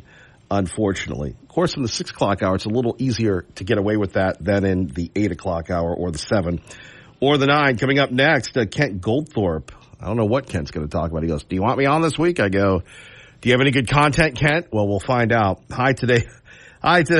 It's not easy being Kent. High today of 91, low tonight 61. High tomorrow 86. And it looks like it's going to be in the upper 80s, lower 90s Saturday. If you're going out, maybe you're going to the mountains, maybe you're going for a walk, 98, which is better than 108. Is it not? Talking about a few other things here. Earlier we were talking about the DEI hire, that if Kamala Harris is a DEI hire, so is Tim Walz. For all his political baggage, he's a two-term governor, former representative from an electoral crucial region of the country. We'll get back to that in a minute, but the scary thing about Kamala Harris is nobody voted for her. Legitimately, nobody has voted for her. Maybe you could argue, I guess it would be the same analogy that Gerald Ford, when he took over for Nixon, Spiro Agnew was his original vice president, and then all of a sudden Spiro had to go, and then Nixon came in. But you take a look at how dangerous Kamala Harris is. Think about this at 580-5436-580-KIDO from the National Review. In her first election to statewide office as Attorney General in 2010, she got 46.1% of the vote and won by a whopping total of 0.8%. She won by a whopping total of 0.8% as a Democrat in California. Now, it was the Tea Party year. It was a red wave year. But she was the only statewide Democrat who couldn't manage a majority. When she ran again in 2016, California's unique system kept Republicans off the November ballot, and Harris actually got less popular votes, 39.9% without a Republican on the ballot, as they call it the June jungle primary. And then she was able to run against fellow Democrat Loretta Sanchez in the fall. And in 2019, her presidential bid collapsed. Maybe this is good news, but if she's elected, it ain't going to be good for us, little buddies. Justin in Meridian with Kevin Miller on KIDO Talk Radio. Good morning, Justin. Good morning, Kevin. How are you doing today? It is my man, Justin Stevens. How you been, man? What's going on, brother? Well, I am on the way to drop my kids off for their first day of school. And your thoughts on that, young man? Well, I think parenting is the most stressful yet important job we have in our society. And I just wanted to come on and celebrate all the parents out there that are making it happen. They're figuring out, how do we get our kids educated? How do we put food on the table? Because I think it can be a thankless job a lot of the time. Oh, I totally agree with you on that. When you think of just what you have to go through and the stress, and then you got to deal with the other parents, and it's no fun. But thank goodness we have great parents, or we wouldn't have us, Justin. Exactly, and that's the thing I hope to remind everybody is, as hard as parenting is, it is by far the most rewarding thing we can do as a human, I think. Now, that is biased because I am a parent, but it's what keeps our society functioning. And so I just wanted to celebrate all the parents out there that are making it happen, because we can't do this alone. Well, Justin, thank you for listening, and good luck on the first day of school, brother. Hey, thank you, Kevin. Appreciate it. Have a great day. Have a great day. Our great friend Justin Stevens joining us. Kevin Miller in the morning, KIDO Talk Radio. Coming up next, will it be good Kent or bad Kent? I don't know, but we're going to talk about air quality, Micron, and water, and Facebook, and all this development that is helping or hurting Idaho. Next, 5436-580-KIDO. Appreciate everybody checking out the free KIDO Talk Radio app. Take us anywhere, anytime, anywhere. We're always there for you. Speaking of a person who's always there for us, I think besides the Attorney General and Congressman Fulcher, the only elected official that will really join us is ACHD Commissioner Kent Goldthorpe. Good morning, Kent. Hey, good morning. Does that mean I'm just lonely or what? You know, that's not a good way to start this program, sir. This is a very prestigious honor that we've bestowed upon you to join us. Well, I drove by the other day and I didn't see the sign where my parking spot was for Employee of the Month, so I thought I'd fallen out of grace. You know, you continue to lobby for that. I will tell you, as having been Employee of the Month here, it's overrated. You're better off running wild and free and frolicking around. Well, I usually do that. I'm not this morning. I have a head cold, so my content is limited to a head full of snot. So you've started the program by saying you don't have anything else better to do, or we don't have anything else better to do, and you have a head full of snot. I think the only thing that can rival that is Paulie earlier this morning describing his bowel movements to us. So this is a great start to the program, Kent. No, I won't do that to anyone. You know, I appreciate that. You know, usually most shows, they hit the ground running. They've got this, they've got that, they've got the zips. We have Kent and a head full of snot. Well, I don't know if this is hitting the ground running or not, but I've been absolutely thoroughly entertained by all the folks on social media that are all of a sudden getting all upset about who's going to run for this office and or then, that office. And then, once again, Kent doesn't stick to the script. He decides that he knows better than good old Kay Millie, and he decides to just go off on some tangent. You didn't send me an agenda today, buddy. You know, and then he hits me with, hey, buddy. Wow. So, Kent, let's, before we get to your agenda, which sometimes is very boring, let's talk about Micron, the big enchilada. No one else will bring this up. And by the way, I know your little friend Don Day listens, and you know, Don covers a lot of the radio news, but Don never covers this program when we once again are honored to be one of the best programs in the country by the National Association of Broadcasting, and neither really does Michael Deeds. I don't understand that. They say that they cover the radio news, but they never cover this program being nationally recognized. You're our media analyzer. What do you make of that?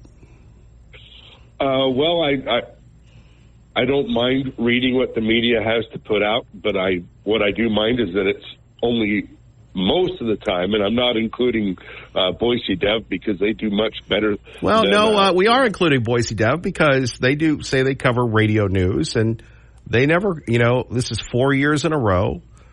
I don't think they were around when we won the thing, and it's just kind of odd. They certainly like to cover the bad news about radio, but I know you're afraid of them, so I guess I'll let that go since you're not going to join someone who has so graciously been your friend year after year. But I understand you're afraid of the media, so we'll get to Micron here. So what you won't hear from anyone else, because they're all bought and paid for, or they all just want to get along, is some serious legitimate concerns that haven't been addressed concerning air quality surrounding this big, huge facility going up. Well, that's true, and there absolutely has been nothing addressed although on a number of occasions there have been some fairly pointed questions answered or asked, not answered. And I'd certainly like to know what the result is going to be from the expansion as far as the air quality out there. I've been told what it's going to be. They call that silence. They call that silence by consent, is what they call that, Kent. Okay, if you say so, that sounds good to me.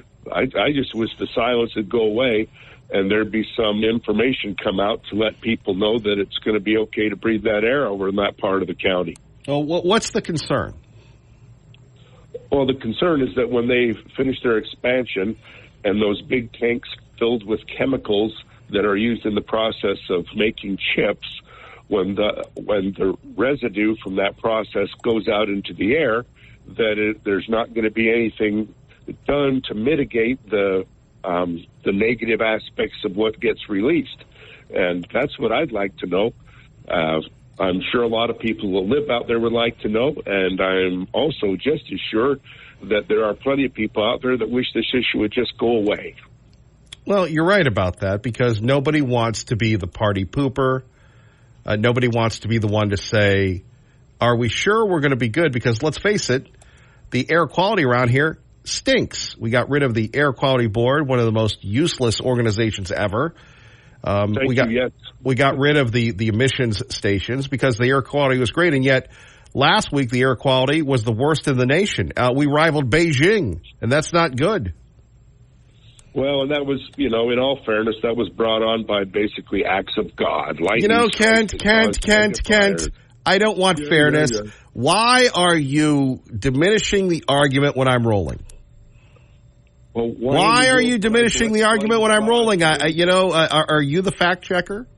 Is Kent? I'm going to start ringing the bell. Okay, go ahead. I'm just trying to help you, buddy. You're not really helping me with my point being that we have some of the worst air quality ever, regardless of the source, and nobody seems to care. Just like with the water, and I know we're going to disagree on this one, but just like with the water and Facebook, we have limited resources. We live in a mountain desert, and we seem to be selling out to the highest bidder, and you have to wonder if the air is going to be breathable. And no one's asking that question. I don't think it's against the law to ask that question, but where are all your friends, all the freedom fighters in the press? Well, being that you already know better than that, I don't have any friends that are freedom fighters in the press. I just wish whatever they want to call them in the press would put on some more pressure to get some answers to some questions. By the way, the wind changed yesterday, and now I can see Squaw Butte again. So does that mean that the air quality is much better? I'm not an air quality expert. Okay, well, I just managed a bunch of those experts. I'm not an expert myself, but I do know where the problems lie, and I just don't know where the problems can be solved in every case. Well, but again, in all seriousness, and while you and I have this opportunity, are people just stuck in the euphoria? And look, it's great that this whole facility is being built, and we have a city of cranes and everything else.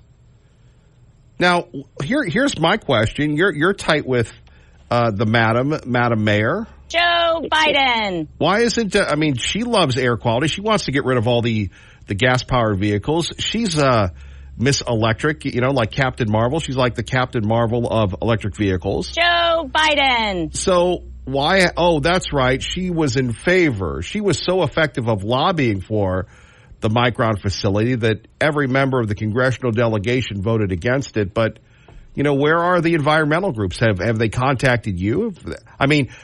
From what I know, Kent, you with your head full of snot on KIDO Talk Radio, you're the only one that has really raised this question legitimately. Yeah, you're probably right. And that, I'm ashamed of that because there ought to be a lot more people nervous about this. And I don't know why it's such a non-issue because of what I was told a couple of years ago about what the resulting air quality degradation was going to be with the expansion. And nobody cares. It's just amazing to me. Well, and that's the concern. So we don't know if it's going to be bad or we don't know if it's going to be good, but I'm being serious here. You've done some research on air quality, and, again, we had the EPA mandates. Then we got rid of the Air Quality Board. We got rid of the emission stations. We got rid of everything. Hoorah. We still have very poor air quality here. So what, these fobs or whatever they're building are not environmentally sound, or are they? I don't know, but I think legitimate questions should be asked. I have not heard anything positive in that regard. Therefore, I have no choice but to think it's negative because those are the only things I've heard have been the negatives regarding air quality. And then the silence, the stone-cold silence that's followed. Well, let's face it, nobody wants to get in the way of, what is it? I thought it was $6 billion, but I believe someone said it's $15 billion here, the project? Something like that. It's a lot of money, more than I've seen anyone spend in the 50-year history that I've had here in the Valley. Right. So what happens, again, we can't cut down trees in the Treasure Valley, but we can put up these facilities that may or may not have a detrimental impact on the air. I mean, why don't we just build a coal plant here, too? I like coal. That's another interesting thing. We don't have coal to mine. It's probably a totally inefficient process for us here in Idaho. So that's probably the reason why. I wish we had more hydro. I wish we had more nuclear. But that doesn't seem to be on anybody's priority list. Well, what are you hearing? Well, I'm just hearing that this thing is going forward, and hide and watch is the mantra. Well, those are your words, not mine. But Kent, what if you were the grand czar of air quality, which at one time you were? What do you think should happen? Should there be? I mean, who could investigate this? I mean, I don't think that Merrick Garland, who was in town yesterday, the almighty attorney general, will do it. I don't think that Biden's EPA. I mean, you're a political animal. They wouldn't do it because it's Joe Biden's project, right? Well, it is. It is, because he's paying for it. He sucked the money out of China or out of clear air or out of us, and is funneling part of it back. But it's nothing that I don't think it penciled out other than through a federal subsidy and grants and all that good stuff. Well, how do you see this playing out, that it's just going to be you and I? They're going to say, Kevin's cranky today and Kent's got a head full of snot. What else is new? No, I think you're about right with that assumption. When I tried, heavy emphasis, all caps, quotation marks, tried to alert some people that were voting on whether or not to try to keep our air quality good, they went to the Department of Environmental Air DEQ and asked the questions that would answer the questions that I asked. And they got no answers. They went back. They changed their votes in the legislature. They, instead of saying, hey, do away with the emission testing, they said, hey, we've got to keep it till you get these questions answered. The questions were not answered. They have not been answered. And there's only a couple of organizations that can answer them, and that's the DEQ and the EPA. But I haven't heard anything from them for a long, long time.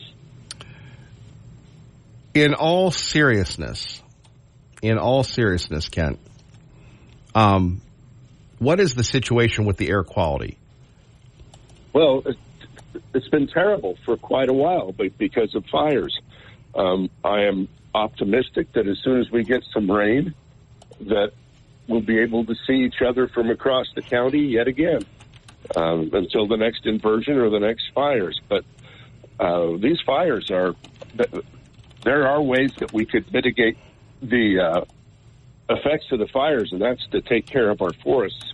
And that's an entirely different question. And as you know, I've had very, very succinct conversations with the people managing our forests about them wanting to haul out all the diseased trees through Boise's streets and send them over to La Grande to be chipped up. And, it took a long time for me to get those answers, but it's 35 years too late. Well, thank you for the Minnesota waltz down memory lane, sir. You're welcome. Now, back to the environment, though. Now we have your beloved Facebook project in CUNA. That's going to soak up a lot of water, young man. And it's going to recycle all that water that it soaks up initially. I don't think anybody keeps, remembering that, because it takes away from the shock value of the millions of gallons of water that are needed. Sure. So you're saying it's going to be like recycled toilet water? Sure, why not? They're doing that in California. I think you can recycle your pee and drink your own pee now in California. Well, we recycle the same stuff here in Idaho, but we don't make people drink it. Instead, we use it to water the landscaping along the freeways and some of the other roads, and that's a true story. So they're not, I believe you, so they're not going to, so they're just going to get a bunch of water, and they'll never use any other new water sources again.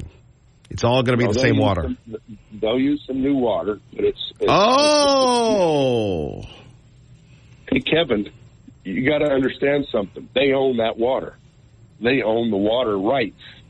I don't know how senior those water rights are, but they own them. The fact that they are mitigating the use of tons of that water is a good thing to me. Because if they didn't, then there'd be all kinds of reasons to bitch, moan, gripe, and bellow about it. Now, you can't really are not. You can't cuss on the air, Kent. Oh, well, that's not one of the 7 words, dude. No. I do this professionally. You can't say the B word, but I dumped it. So, for those of us that aren't familiar with the water rights, and there are a lot of us that aren't, can you explain that for us, please? Well, okay, I own a little bit of property in Meridian, an acre. I have a home on it. My neighbor cannot come over to my place and say, hey, I want to build a knitting mill down where your shop is, and you're going to have to let me do that. They can't do that because I own the rights to my private property. Water is considered private property, much the same as real estate. And the people who own the rights to make the decisions for the water are those first in time who have held those rights the longest. And they're still for sale sometimes. And Facebook obviously bought enough senior water rights to where they're not worried about having to turn the water off at their place. All right, more coming up with Kent Goldthorpe, Kevin Miller in the morning at KIDO Talk Radio. 580 KIDO.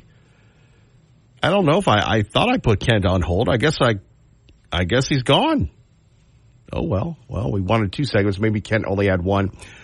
We do appreciate Kent joining us, and it's always very spirited when we get together concerning the air quality. And, that's a very important issue when you take a look at all the building that is going on, all the building that is happening throughout our area, and whether or not there are any environmental concerns. Now, maybe most of us don't care about this, and it does get to, getting close to thin ice here when you think about this. At 580-5436, 580-KIDO.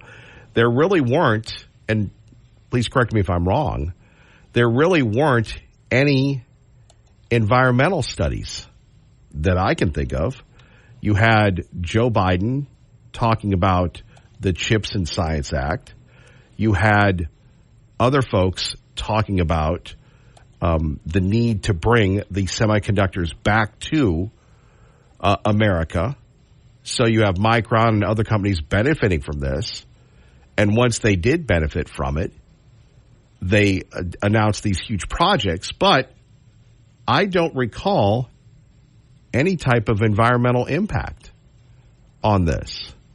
I don't recall any type of environmental studies on this, which, again, I think are very important when we're taking a look at the overall quality. And as Kent said, we have the forest fires and everything else that could be prevented, but they're not.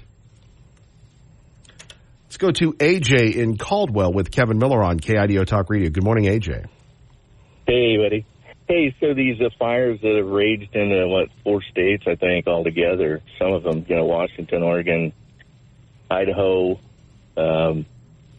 and we even had some there in California, and there's even more states that are up. But the air quality the pollution that happened in those fires would be like taking all the cars in those states and operating them for an entire year, and estimates that it's 2 to 3 times worse than that. So you take those for an entire year. And so part of the issue, and it's happening everywhere throughout the United States, because fires are big money. They're big money for the states because they have to hire more people to do all of these secondary programs, such as fire service. These guys will make millions of dollars fighting fires because they provide air-conditioned vehicles that these people can sleep in to fight these. And typically they use, believe it or not, people that have been, maybe incarcerated. They're out fighting the front line. Meanwhile, the very people, like in California, for instance, CAL FIRE, they sit back and watch and provide engine service and aerial service, while people that, with good training and very tough men go out and fight the front lines. And they don't get paid what the CAL FIRE folks do. CAL FIRE make very good money. Same thing is starting to happen in Oregon. States have realized that they can expand their state footprint, hire people, let it burn, and then a reclaimed baron comes in, takes the logs, takes them offshore. China processes wood offshore in giant, almost aircraft carrier size boats, turn right around, bring it back here, and sell it. Now, how is that good when you have a fire, when you have people that are logging? They protect the forest, they cut fire roads, they cut all of these logging roads, which end up being fire roads. They manage the forest. So anyone would know that the air quality would greatly improve. We would hire people. We would have more cottage industries just open up because of that. It's estimated in California they lost about 80,000 people when they closed down logging that were full-time jobs, and now the forests just burn up yearly, and no one knows what to do about it. It's so easy. Open logging. It's a crop. You just have to treat it that way, just like farmers do. And it's pitiful because that's what the government does. The government finds a way they're going to make money on this, and we suffer. And then as far as water, when I came out here first time, every place I noticed was building retention ponds and beautiful little waterfront conditions. I don't see them doing that anymore because the influx of people has caused more track and 2- and 3-story apartment complexes. The developers need to foot out more money to pay for the impact. That's just the truth. I would agree with you. What about the air? What do you make of the air? Well, the air quality, because look at it. We're in Treasure Valley. It's just almost like the LA Basin, kind of. It's the same thing. It doesn't have the ability to allow too much escape or flow of air, but you will fix the air quality if you reopen logging. And then we'll also have a thriving business once again of logging. You will have cheaper lumber. All of those things are positives for the people. But government wants to keep it this way because, again, with the lumber barons that they have now reclaiming logs, they only give money to these green energy kind of organizations and government officials to allow them to have these things. And so it's all about government stepping in on what is good business that's good for our environment and poo-pooing on it. And then we all face the additional cost and the bad air. I appreciate that. AJ, thank you for the call. Kevin Miller in the morning, KIDO Talk Radio. Don't forget our friends at Beacon Plumbing. They say stop freaking, call Beacon today. Good morning, Dave. Good morning, Kevin. From the G&G Insulation Studio, still running a bit slow in Canyon County as you approach the county line on the freeway. Working an accident right now, Park Center and Clearwater in East Boise, and also just up from Eagle and Overland, you have an accident there. Call Beacon Plumbing for same-day and 24/7 emergency service, 208-207-5560, or visit beaconplumbing.com. Stop freaking. Call Beacon. That's traffic now on KIDO. And remember, our friends at Beacon Plumbing, they bring you Fox News on KIDO Talk Radio. Fox News, I'm CJ Papa. New ad from former President Trump targets the record of Vice President Kamala Harris when she was the San Francisco district attorney. Illegal immigrant, convicted, released, then violently fractured a woman's skull. Who released every one of them? Liberal DA Kamala Harris. Donald Trump heads to Western North Carolina today, a speech at 4 p.m. Eastern. President Biden says he's making real progress on higher prices with inflation cooling. The consumer price index rose 0.2% in July. The increase followed a decline in June. However, for the year ending in July, the CPI nudged under 3% to 2.9%. Fox's Jenny Casola, many economists believe the Federal Reserve will slice interest rates in September. Hundreds of thousands without power across Puerto Rico, fears of flooding.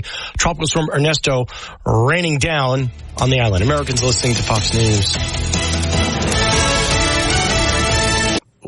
we thought you hung up on us. Well, I did. I thought you were done with me. My head full of snot said, "It's over, dude." And so I hung up. No, I said coming up next with Kent. Oh, okay. Is there more than one Kent in the Valley? I'm sorry. There you go again. No, you're our only Kent here. Would you like us to find another Kent? They used to make them into cigarettes, but now Kents don't. Well, certainly they still have you. So you were talking about something, a trend on social media you wanted to share with us? Oh, trend on social media. You don't remember what you were talking about? That? Yeah, again, you don't remember. No, I kind of don't, but I remembered what the last caller just said about being able to use the forests for industry, and he's right. But the problem is that none of the timber companies around here want to bid on harvesting trees. The timber sales go totally unanswered, and unless the Forest Service says, okay, we'll pay to improve the roads, we'll pay you for your fuel, we'll pay you this, that, or the other, so you even come in here and harvest these diseased trees. It's gone that far. I mean, I've heard that directly from their mouth to my ears in person, firsthand. So it's a real problem. Well, and it continues to cause the bad air that we have. What do you make of Merrick Garland in town yesterday? Oh, he's coming. He's in town, huh? He was in town yesterday. He met with the Attorney General the and Democrats are. I'm sorry, he didn't meet. Right, hold on. He didn't meet with the Attorney General. My apologies for interrupting. He met with the U.S. Attorney and I think a few local law enforcement. I don't know if the crime-fighting Attorney General was there. That would be that's a very good point. Yeah, interesting. I'm glad the Democrats send people to take notice of Idaho because the Republicans really don't. You don't get hardly anybody besides. Russ Fulcher, our congressional delegation, and folks that you bring on the air. Yeah, it is interesting to see that you have the libs coming in. Now, do you ever think, though, back to this Micron thing, because it's fascinating that no one is bringing this up. Not that they could stop the project, but our conversation, it's fascinating because this is Joe Biden's project. Joe Biden runs the EPA. There's a ton of money at stake. National security's at stake. So, again, I'm assuming, and I'm sure people will correct me if I'm wrong, that there was no study on the environmental impact. I find it hypocritical that we just throw this thing up and here we go. Not that there's anything wrong with it, but we've been taught over the years that it's the environment stupid. Yes, or it's Micron stupid, so shut up and go away. Please do not make anyone feel like I think that project ought to go away, because I don't. I think the Micron project is absolutely essential for Idaho's continued growth and well-being. But there are some things about the project that I would just like to have answered and fixed or finished. Yeah, but nobody seems to be willing to do that, and I believe the state gave them some incentives as well, right? Oh, absolutely. I don't remember right off the top of my head what they were, but they certainly did. That's kind of the way of the world. You make it worthwhile for people to come in here and open business. It gives our folks a lot of jobs, and we generate a lot of taxes of all sorts. And hopefully it's better for the economy and community as a whole. So one more thing, and then we're going to get to a couple other topics, and then Hank and Cowboy Calvin. But so it's not okay to drive a gas-powered vehicle because of emissions, but we don't run a study on the environmental impact of making chips. It just seems... That's an interesting question, an interesting thought. I know that the process for both internal combustion and making chips leaves some residue in the atmosphere that's something you don't want your kids breathing, so good question. Yeah, and the people that are asking the question are not deputized as really journalists here in our area. I mean, I'm sure that the purveyors of journalism would not welcome us into their club. In fact, our colleague, Tea Party Bob, was refused admittance into the distinguished, venerable Idaho Press Club. Interesting, because I remember back when the press club sponsored those civil discourse seminars and sessions years and years ago, that my big mouth was asked to attend, and I did, and I enjoyed it. Yeah. Okay, let's talk a little bit more about the political season seems to be over. The summer season now, it's the political season. Why don't Republicans come to Idaho? I have never asked anyone those questions because I probably don't travel in the right circles. But I've heard in Republican meetings people ask questions, why don't we get the Trumps in here? Why don't we this, that, or the other? And my best guess is if we offered Donald Jr. an elk tag, he'd show up in a heartbeat. Well, no, in fairness, we had the Lincoln County days. The Ada County folks, they did bring in Don Jr. for a paid speaking gig. But, you don't get, even when we had a Republican administration, I mean, we had the president's daughter in once, but you don't get the rub that the Democrats, I mean, the Attorney General is a pretty big deal. It is a big deal, and I can't answer that question. I don't know that it would do us any good. We are in the bag for conservatism. So what is it that's going to benefit conservatism to send their flag bearers to Idaho? Probably nothing, but it's nice to at least get patted on the back and being told you're doing a good job. Boy, that sounds like me at this place. So we're victims of our success, is what you're saying. Yeah, I think that's a good way to describe it. So, well, how do you see the big battle brewing? I mean, we talked with Mike Tracy last hour about when is the big money going to start to roll in with this ranked choice voting propaganda? That's a good question, because if it rolls in and gets spent within, before the last 3 weeks or so of the election, it's probably going to be wasted money because people's memories and thought processes are so short. But my guess is it's going to be a lot of money into the seven figures. And that's going to be the pro-ranked choice voting people. Why would they spend their money to do that, Kent? Well, because they see ranked choice voting as an ideal way to, over the long haul and the long game. And as you know darn well, the libs have been living with the long game for decades. In the long game, they can get more of their people into office. Well, what are you hearing on the streets? Nothing. I really have. Hold on. People either love it or they hate it. But no, I love this. Hold on. I love this. Here we are. We're trying to pimp ourselves out, and we have our great expert. Kent, what are you hearing on the streets? Nothing. That's bad news, because if it's not being talked about a lot, it's going to pass. Well, welcome to that's not the jungle primary, is it? Well, it'll wind up being a jungle of some sort. I mean, you've got 5 people running for office, and the guy that you voted for only gets 48% of the vote, and then winds up losing in the second or third round. That's a jungle. Yeah. What else would you like to share? I've really hogged this segment. Usually it's more give and take, so my apologies on that. Well, that's okay. I usually kind of sock it to you a little bit, and I didn't really plan on to it today because I'm not on my A game. But I'm amazed the last week since you and I spoke last on air, I have seen so much of the public just now pulling their head up and saying, hey, can we get someone to run for this office or that office? The deadline is way overdue. It's past. People don't pay any attention till it's too late. It just cracks me up. I shake my head. It's kind of discouraging because people don't pay attention.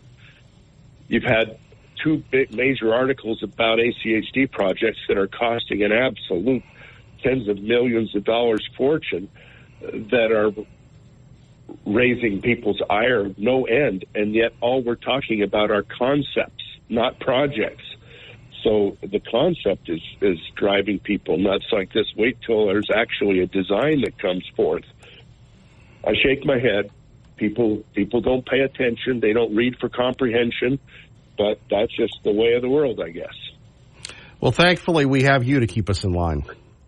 I try. With your head full of snot, we do appreciate you, Kent, without limit. So thank you. Well, I'll try and clear my head and call back and make some jokes another time. I like it when you're at reduced power. It helps me out. Okay. All right. See you later. All right. Thank you, Kent. Appreciate you. Let's go to Hank in Boise. A lot of calls here today on KIDO Talk Radio with Kevin Miller. Good morning, Hank. Good morning. I might point out that in 1976, there was a coal-fired plant proposed by Idaho Power at Orchard, which was turned down by a referendum in Ada County in May of 1976, which just if you answered about a coal-fired plant in Boise, even though the argument was that prevailing winds would not take it to Boise, but would probably take the winds southeast. I mean, whatever pollution you got off of the coal-fired plant. I also might point out to you, too, that in the earlier history of Boise, if you look at photographs that go down to the Idaho Historical Society, you'll see that the winters in Boise had far more smog, there's far more haze in the air than they do today, because most homes were heated by coal back then. You look at it, there's pictures in, let's say, in the winter of 1932 in Boise. Well, you cannot, what's now the Hoff building, but back then was the Hotel Boise. You could not see it from the Capitol, or photographs taken from the Capitol. You could not see it because of the haze or the smog that was in Boise. And it wasn't until the 50s and 60s when newer homes, coal, and then also older homes were converted away from coal to oil and to natural gas, that the air pollution problem in Boise got much less. And this is with the population. It was a fraction of what it was today. In other words, in 1930, the population of Ada County overall was about 40,000 people. And we had actually a worse air quality thing, even though we have nowadays probably close to 500,000 people in Ada County. It was actually a lot worse back then. And also there's stories going back to pioneer days when the Shoshones were still in the valley, where you had hazy late summer, because again, forest fires back then. And of course that was cleared up when we had the logging thing later on. And of course we went back away from logging and back to the conditions that there were at the time when the Indians were here. So I mean, it goes back and forth, but that's my point that I was going to raise is when you look at the historical perspectives, actually we're dealing with it much better than we did in past times. Yeah, but we're still far behind the regular things, right? Well, you got to remember you're in a valley, and you're also going to have seasons in the wintertime and also late summer where you're going to have air inversion, where whatever pollutants you got are going to be trapped in the air. There's no way of getting around that. In other words, because that's the disadvantage. One of the disadvantages of living down in the valley. And so, and of course, this is a problem that's been around for a long time. The only thing the only thing you can do is you can make improvements to a certain extent on your systems on your car as far as taking out the pollutants, but I mean, we've actually done a lot better than that. Because you remember back in the 50s and 40s, you had lead in your gasoline, and that was so it was actually auto exhaust was much more hazardous. Let's say back in the 50s, 60s, or let's say starting in the 1930s in Boise, because just about all gasoline back in that period of time had lead additives. So we've done. I think that when you look at that perspective, we've actually gone a long ways, and I think in cleaning up our air. Not that I'm saying there's more problems or more adjustments, but considering the past, we actually do. I would say from that perspective, we're doing quite well. Hank, we appreciate the call. Thank you. Cowboy Calvin with an update from the rodeo. Good morning, Cowboy Calvin. Good morning, Mr. Miller. Good morning, American. Just finished a good buckaroo breakfast here at the Caldwell Rodeo grounds. How was it? It was good. All the police were down there. The sheriff, Donahue, was down there, and it was a very good event. Well, I'm sure he's down there. That's his night. Tonight is the Man Up Crusade night, I believe, there. Yes. I want to remind all the folks out there that Saturday, Friday, and Thursday night sold out. So this is the last time to get a ticket tonight. Tonight's the last night? Well, it's the last night to get a ticket. Wow. Are you going? Yes, I am. Well, Cowboy Calvin, are there cowgirls there? Are there any cosmetically appealing cowgirls? Well, I was not at this hour. They're up putting their makeup on, I believe. They come out later. They come out at night. They'll be there. They'll be there this evening. Well, are you looking forward to anything else? It's a nice, cool temperature. It'll be very enjoyable. Well, we appreciate that. Anything else you'd like to share with us? I do my thing to be environmentally friendly. I ride a horse. I don't know if I need an EPA check on that yet, but hopefully in the future I won't. I would agree with you on that. I would agree with you. Well, we love you, Cowboy Calvin. I want to say that with this bad management of the rangeland and the forest, it causes major problems. We need to address that first. Prior years, we had a lot better management on that and less fires. So it's got to start getting back to what we had, not what we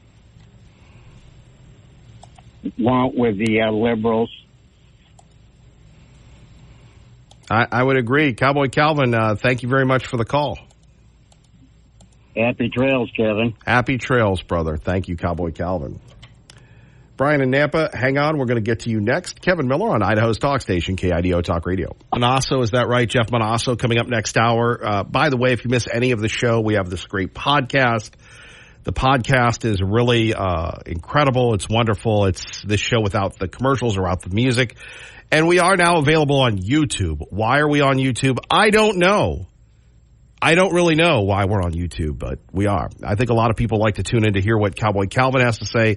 Certainly our weekly segments with Kent Goldthorpe and Mike Tracy, we thank them for joining us. And again, our daily contributors that continue to make this program the very best in the country, one of the very best at least. We'll find out if we get recognized with the big enchilada. But we're recognized every day by hanging out with you and obviously continuing the great local tradition of radio, of the spoken word, of local radio, local communication. We're so blessed to have each other and you and me and everybody else. We'll keep rolling with that. Clay and Buck, I believe Clay's back from hanging out with his wife. Buck doing a good job yesterday breaking things down. And like I said, the words this week from Kevin Miller, batten down the hatches.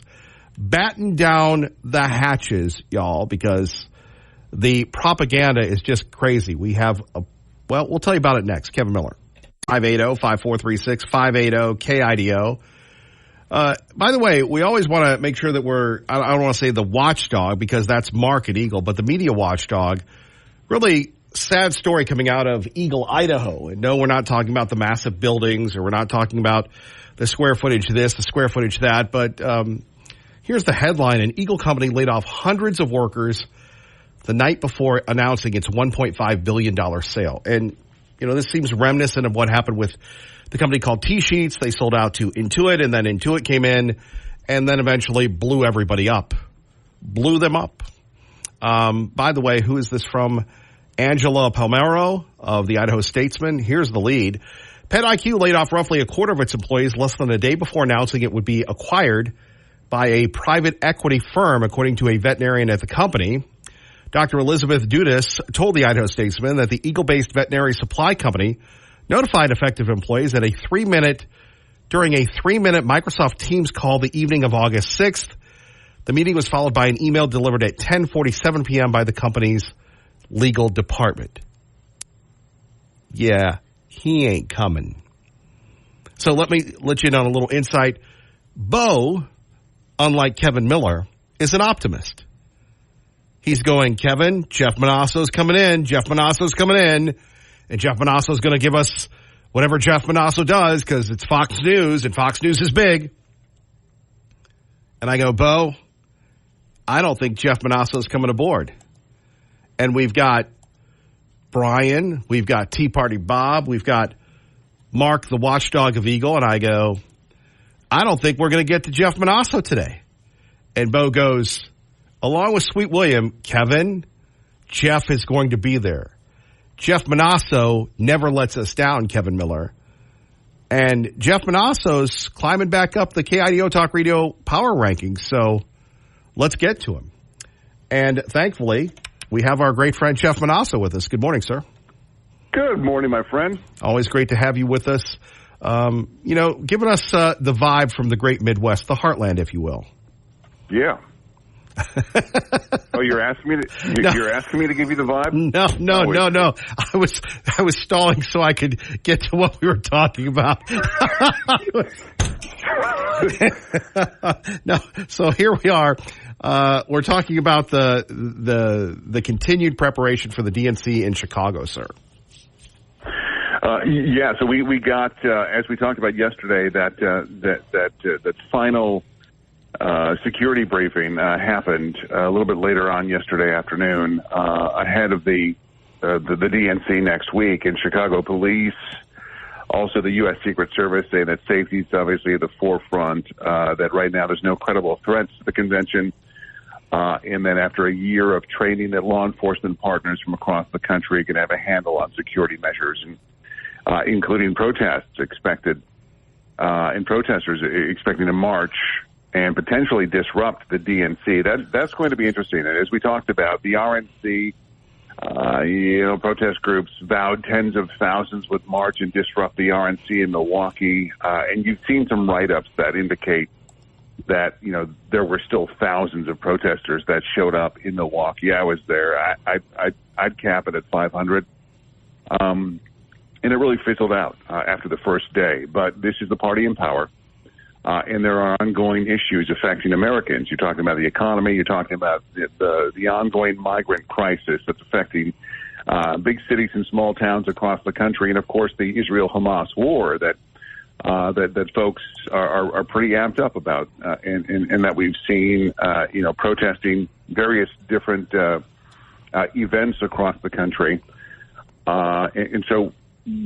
Folks behind protest groups, hundreds of them in Chicago, saying that they will have upwards of 40,000 protesters trying to disrupt the DNC. So we'll see. We've heard from Cook County officials, including the embattled Cook County State's Attorney Kim Foxx, who's got a record of being soft on crime, out with a statement this week, saying that her office will crack down on anybody who tries to disrupt the DNC. We know that court officials have also cleared the schedule of dozens of judges and opened up temporary court facilities to prepare for a possible influx of case series in the case of possible mass arrests. Police have also been practicing, rehearsing, whatever, in terms of what their capabilities will be in terms of if they need to go down that road.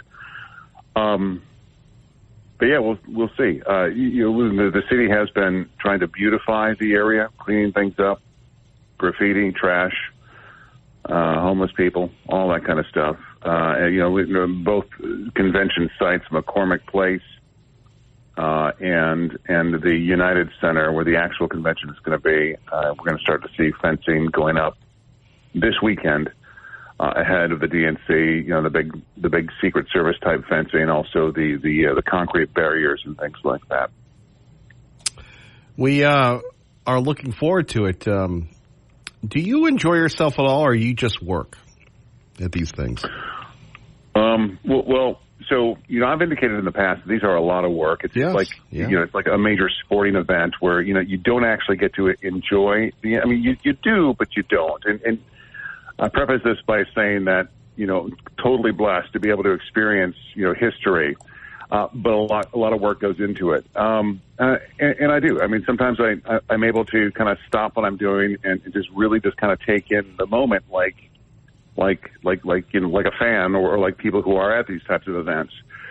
Politics has always been kind of ugly to me, and no matter what side. And the human aspect of these stories is what I've always kind of been drawn to. But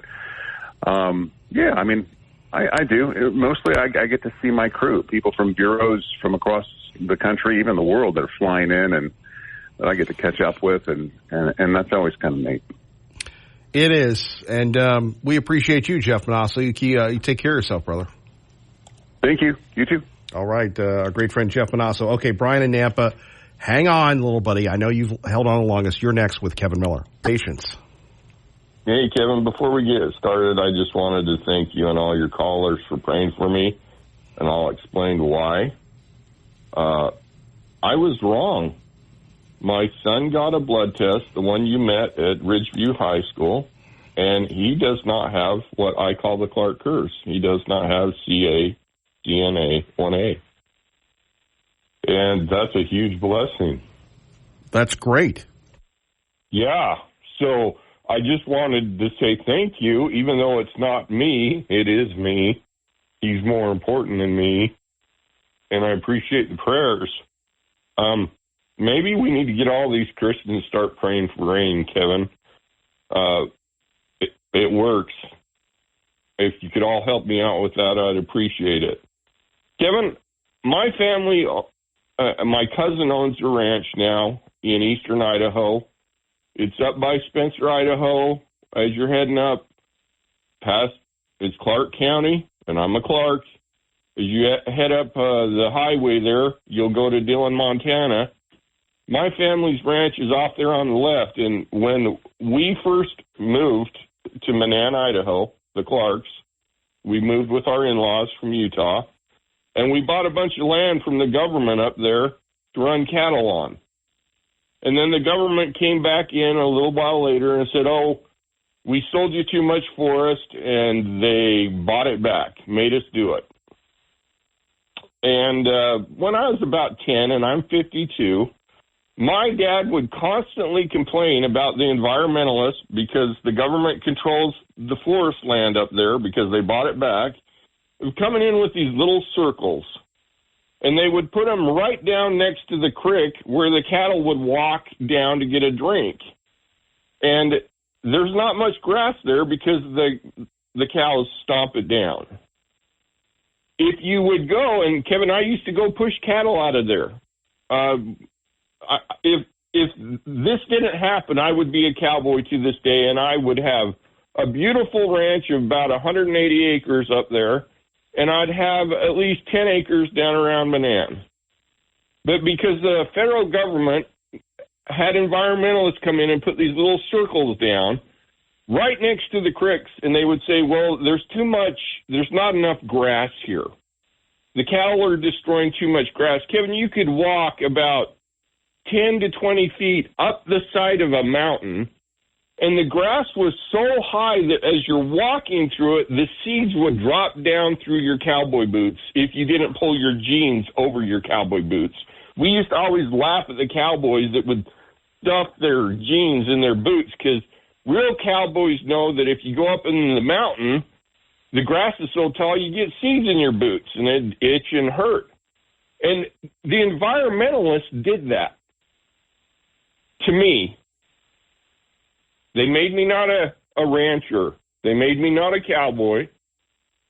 They basically made it so hard to raise a family being a rancher and cowboy. And may I just remind you how bad the left and the environmentalists hate cows. Like, they want them all gone. They want us all eating crickets. But the funny thing, Kevin, is the forest fires weren't as bad when the cattle were up in those mountains. thinning the grass out, because it's just not trees burning. If you thin enough of the underbrush out and the grass, it can't get to the trees. And a lot of that area is desert, so when there's a fire, it catches on in the desert and then works its way up to the forest. And guess what the cows do to the desert? The same thing the buffalo used to do. They thin it out, so the fires aren't as bad. And you know when all this started to change? When they came in and they said, okay, Yellowstone burnt horrible when I was a kid because we couldn't manage it. They said, oh, we're doing it for the environment. They did the same thing to ranchers. The only reason my family has that ranch, my cousin, I'm saying, my dad sold it to him, is because you need a bigger ranch to raise a family now. You can't do it like my dad did it. It's all combined into one person, and all of his sons run it. Versus there used to be networks of family that would have smaller acreage, smaller herds of cattle, and we would run it together. So I kind of take it personally, and may I just remind everybody, this is the same government that told us where to put a dam, and that dam broke, and it flooded my house and caused me all kinds of health issues because I lived in a basement with flood mud. I am so sick and tired of people thinking government is the answer. Every time I hear a Democrat say democracy, sorry, the brain thing again, I get so mad because they override individual rights. They overrode my right. It changed my life. It changed my son's life. It's going to change my grandchildren's life because they don't get to grow up on a ranch in 10 acres in a beautiful place in eastern Idaho. So the next time you vote and they bring up some environmental thing, just remember you're affecting people's lives. And Kevin, I dream of going up to that place and just being there. And that's what you stole from me with your vote.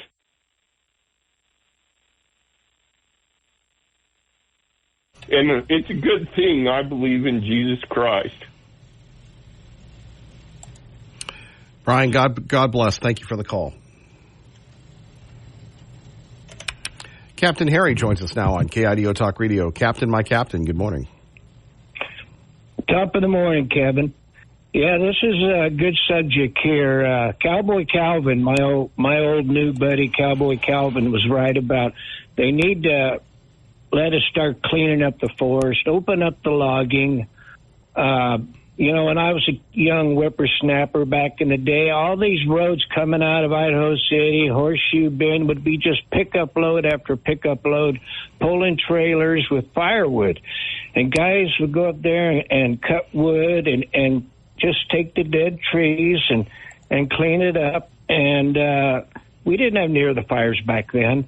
But the spotted owl came up, and then they wanted to shut down the wood stoves because of the smoke in the valley, which is, there's something to that.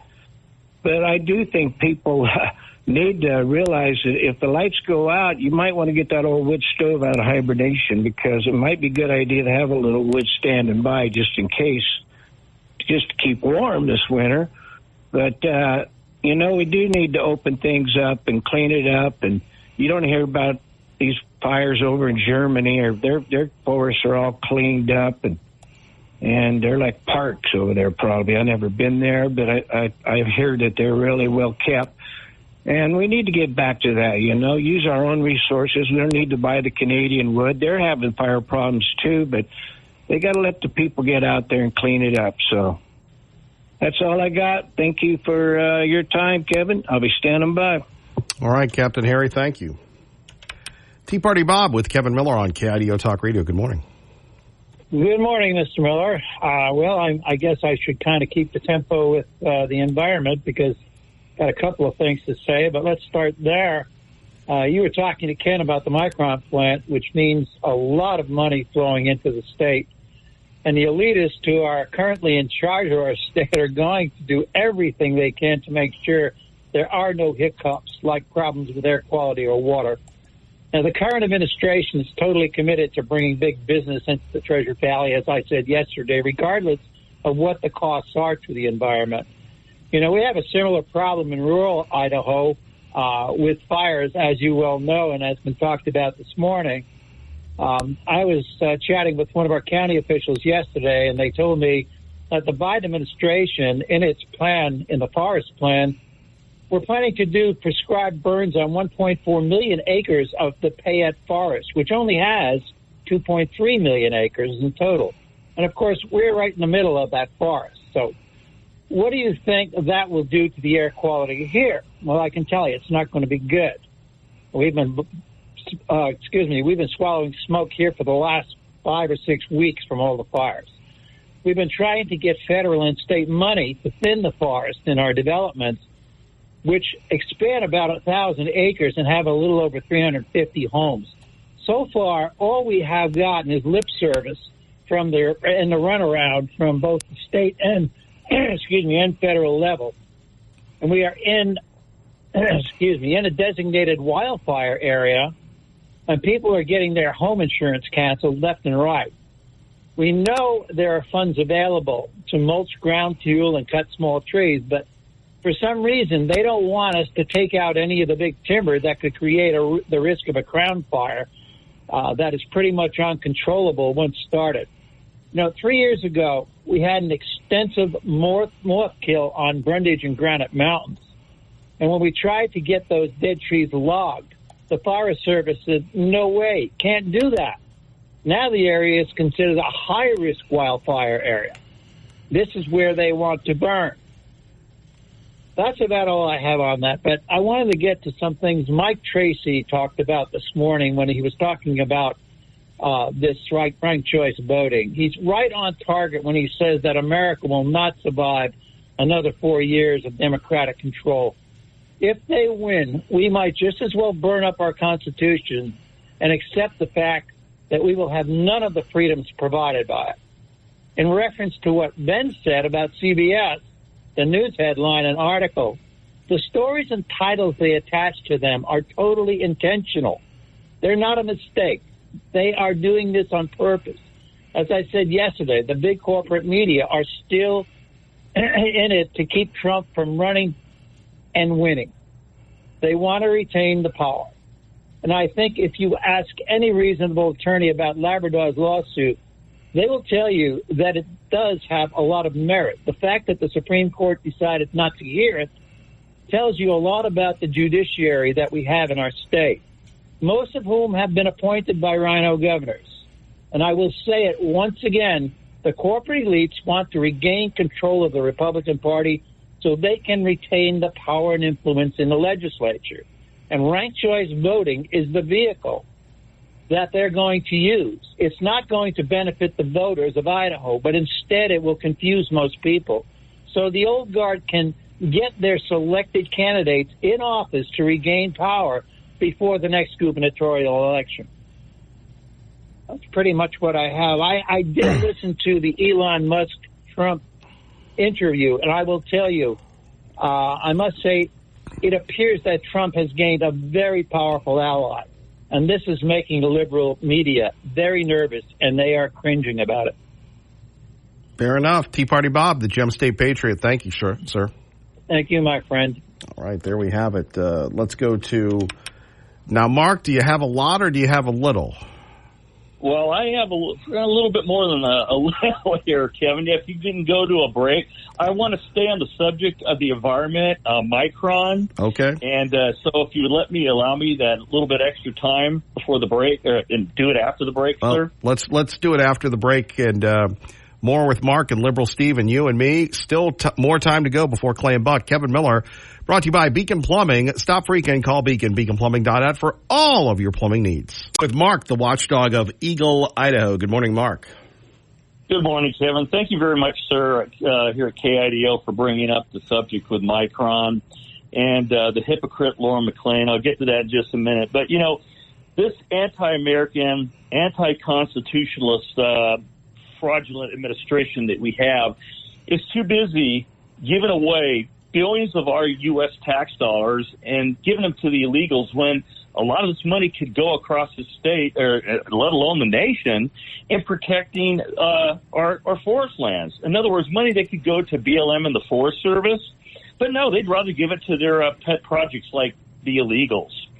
And, you know, the progressive leftist greenies out there are nothing more than hypocritical, pathological liars. And Laura McClain's one of them, because she jumped on this Micron gig, and I knew way back about being in electronics for 38 years myself, about things called polyfluoroalkyl substances, or PFAS, and PFOAs that are used. I thought it was cut off there.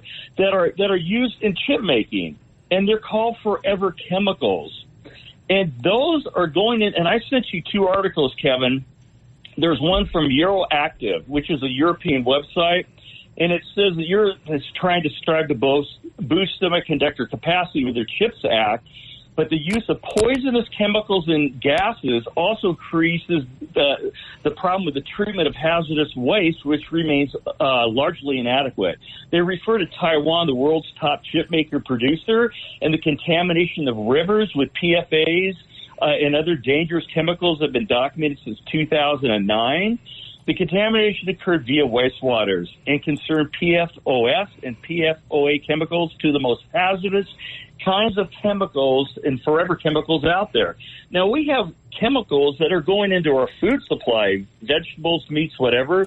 We look at baby diapers. You'll find in baby diapers, of all things, there's forever chemicals. You get stuff, aluminum in your talcum powder, underarm deodorant, other personal hygienic products out there. So this is to Laura McClain out there. Where's your green caring of the environment, you hypocrite? For really caring about what the wastewater production, they may try to process it and reuse it or whatever, or pump it back into the ground, but those forever chemicals are going to be in the water supply.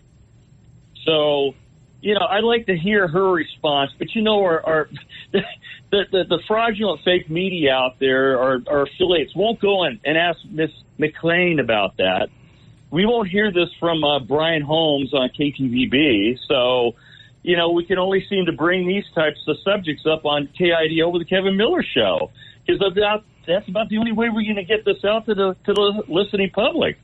And with callers, whether it's me or anybody else, that call in about this. So I thank you for bringing that subject up this morning, because those chemicals that Micron is using right now and plan to use are going to be in that water supply, and it's going to get pumped back into the ground.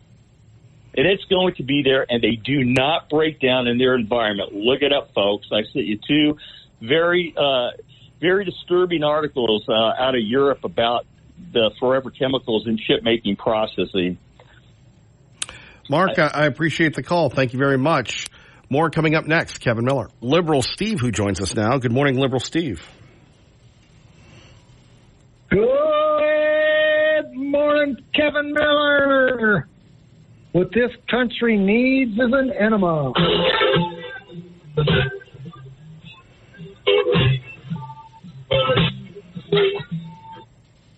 Do you agree, my man? No, that line was overused in Batman with Michael Keaton, Joker. Oh, you know who used that first? Who? Cool Hand Luke. And they had him strapped to the well, and they were whipping him. The mayor comes out and says, what this town needs is an enema. Wow. I got to tell you, I love you out there, Mountain Home, but don't be throwing stuff out just winny, ninny, bitty, bitty, booty. They had 1,095 forest fires in the country of Germany to date. And he said, they don't have any forest fires in Germany. Well, they'd have a lot more if the U.S. didn't blow the crap out of the Black Forest during World War II. We left a few craters in that country, Yes, indeedy. Pumpkin. And I got to tell you, Brian, I love you to death. Brian from Napa. Let me clarify that. Brian from Napa. I love you to death, Brian. But I want to tell you right now, you're a grown-up, right? So you can't whine over anything else in life because that's gone by. It's not your time to whine anymore. You're grown up. So remember, Brian, the word L-I-F-E spells life. If you take I-F out of it, which is if only the government wouldn't have stole my land, if only. Good Lord, Brian. Oh, you think for a guy that ran around spouting Jesus, he'd have a little more faith in humanity, Brian. But anyway, Kevin, can you spell Kamala? Kamala? Kamala. Kamala. Kamala. Kam-Allah. Anyway, I want you to By learn the how way, to we spell have that a real comment good. from Lucille. Hey, Kevin, is Kent a stand-in for Liberal Steve? He sounds like him. And then we have Terry asking, are you going to be first in line for an enema? They gave me 3 of them after surgery. I was so blocked up. Did you enjoy I it? still didn't go till I got home. TMI, only on Kevin Miller. Here's another one. Boy, Kent Goldthorpe is really stealing your thunder today. Hey, Kevin, I'm listening to this snot-infested specimen, and I'm wondering, is he a stand-in for Liberal Steve? That's from Attitude. Kent Goldthorpe might be stealing your spotlight. Nobody steals LS's spotlight. Kent, baby. Do you want me to start pulling over the canvas, Kevin, for you and expose Kent to the world? No, you don't. Not in that Republican state, because in that state, Kent just might be God. Wait a minute. That's falser. And anything else you'd like to share with us, your wisdom here? No, just when you walk past Lav at your door, scratch behind his ear real good so he don't bark, okay? Tea Party Bob, idiot, talking about you. Terry, Liberal Steve needs an enema of the mouth. Bobby, you just stay up there in Old Meadows. Don't come down to the New Meadows, which is now Mark's Eagle. Stay fired up, Kev. I'll see you in a while. I got to go smoke some dope. There we have it. He's going to smoke some dope. Bonnie, please hang on. Paid for by Ron Grant, your safer money specialist. And the return of Ron Grant to talk about how to keep your money safe. Ron, good morning. Yes, sir. Good morning, buddy. Well, we want to make sure everyone understands there's a better way to keep that money 100% safe where we can't lose the principal. By the way, never, ever risk your principal, guys. We stop paying the fees that we're paying to the financial planners, the stockbrokers, the 401k companies. But, the most important thing that I have done for myself and for my clients is provided a lifetime income that they can't outlive, through a lifetime of security with that lifetime of income.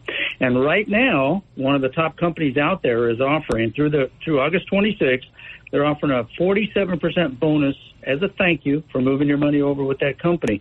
And that's powerful.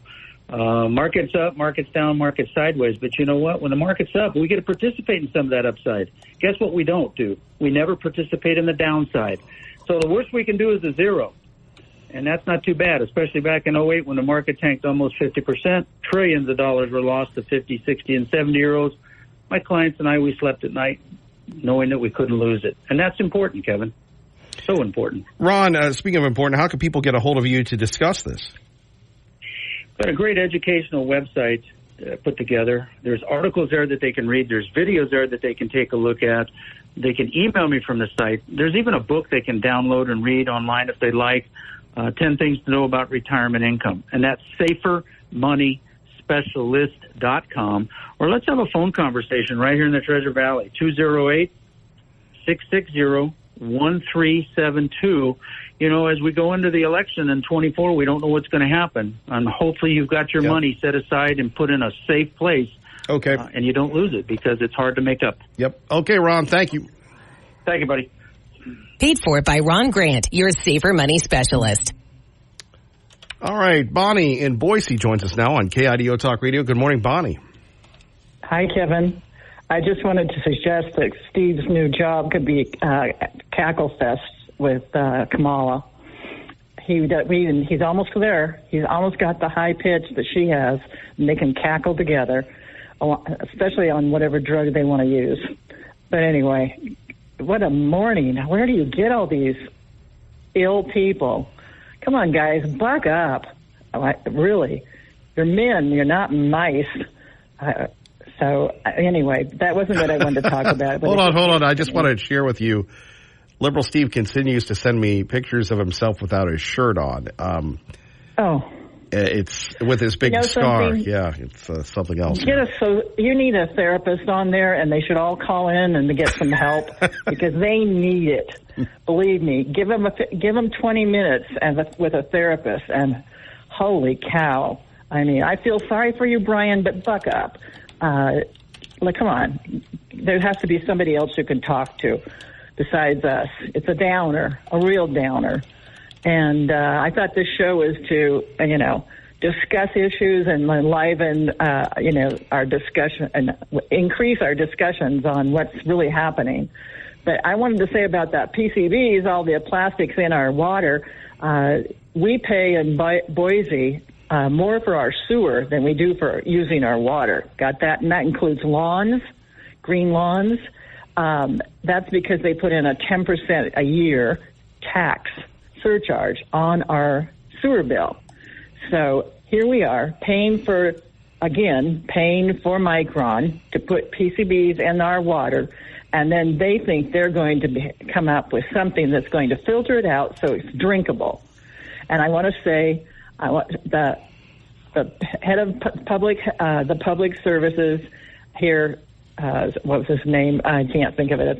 Who is an environmental engineer, and Lauren can have all the water they want to drink, but I'll buy water. I won't use that stuff. Maybe she'd like to go swim in it. She can have it. Yes, let's build her a pool. I don't think she can swim. All she does is mountain bike. That's why she's not big on swimming pools or fixing the swimming pools here. She lets them go for 4, 5 years, 6 years, 7 years or more closed in the areas that are little. But you know something? Those are the areas that don't have a lot of high property taxes because they're smaller houses and not as new and nice as these big modern ones. Anyway, I just think it's nuts. I mean, 10%, you're paying more for the sewer charge. They passed it, and these idiots who voted for it thought it was 1 year. 1 year. It's 5 years, plus can be renewed. I mean, I think it's time to hit her hard. I don't think anybody really hits her hard. But, Bonnie, back to this point where the Democrats talk about they care for the environment, but I don't recall any environmental study about the $1 billion boondoggle coming to Boise with Micron. Do you? I don't remember that. No, they welcomed it, and they gave a lot of freebies to them. For instance, Micron doesn't have to pay, and I don't think, I know for sure that the Facebook Meta didn't pay sales tax on the materials used here. Can you believe that? But they tax our groceries. Oh, sure. I mean, that's ridiculous. What else did they do? Micron got all these freebies as far as waived, environmental, and they got roads, free roads. We put their roads in. We're putting a lot of the impact fees aside. They're not paying those. It probably ended up being close to $30 million, but of course we can't find out because it's a silent deal. They wrap it up and then they file it away. Well, I'd like to know which safe it's in because I think we ought to bust it out and see. And then Micron has to pay, they haven't even finished the project. I can't believe it's so slow. I don't know what's going on. But it's a city of cranes and buildings, and then we look at this thing, and I mean, could you imagine how much money is invested in that? And Joe Biden's not going to do anything about it. Micron's not going to do anything about it. The governor's not going to do anything about it. No one's going to do anything about it because of the Governor money. Gumby, he doesn't have a spine. What do you want? I mean, he gave them freebies too. They got money from him, from us, from the state. So they got all these handouts to come here, and then they'll bring their employees from overseas, right? I'm sure they will, knowing how it works. Micron isn't the nice company that it used to be. I mean, they fire at will, and I don't think they're going to last, personally. I think that's just all grab as much as you can, make a big profit, take your bonuses and everything else, and, hell with the rest of you. And I'm sorry, I shouldn't have said that, should I? Well, I think that's okay, Bonnie. We'll let that one go. Oh, okay. All right. But, I mean, Lauren, really, she actually thinks they're going to be able to drink the water because they're going through all these studies and building this special plant and everything. I mean, the girl is nuts, really, and she's pea-brained. Anyway, that's all I have to say. And I think a social worker or somebody would really help these people. Keep up the cackle, Steve.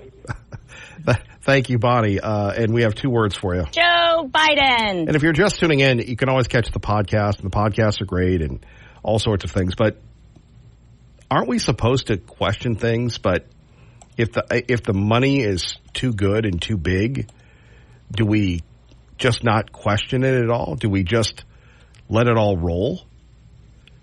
But have there been environmental studies? And where are the do-gooders? Where are the freedom fighters? Where are the people asking these legitimate questions? But it's big money. Nobody wants to mess with questions about clean water except if it's the timber industry. Then we care about the spotted owl. But there are questions. And perhaps let's hope that everything is good. Let's hope the air will not be impacted by this massive facility.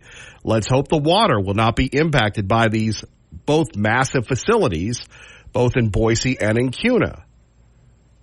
Public officials, politicians are elected to represent the people, not sell out to big business. And the question of the credibility of our government is at stake. We already know the Biden administration. Idaho cast 9 votes for Bernie Sanders and 16 for our next president, Joe Biden. There's no really hope for them. But our state government, our local governments, how many times do we hear from the Madam Mayor, Joe Biden, when she's talking about opening up a park? And Bonnie, thank you for that report on the swimming pools. And she's talking about what she wants and how we need to get electric vehicles. Well, why are we getting electric vehicles? Can somebody tell me why? Oh, that's right. We're getting electric vehicles to save the environment.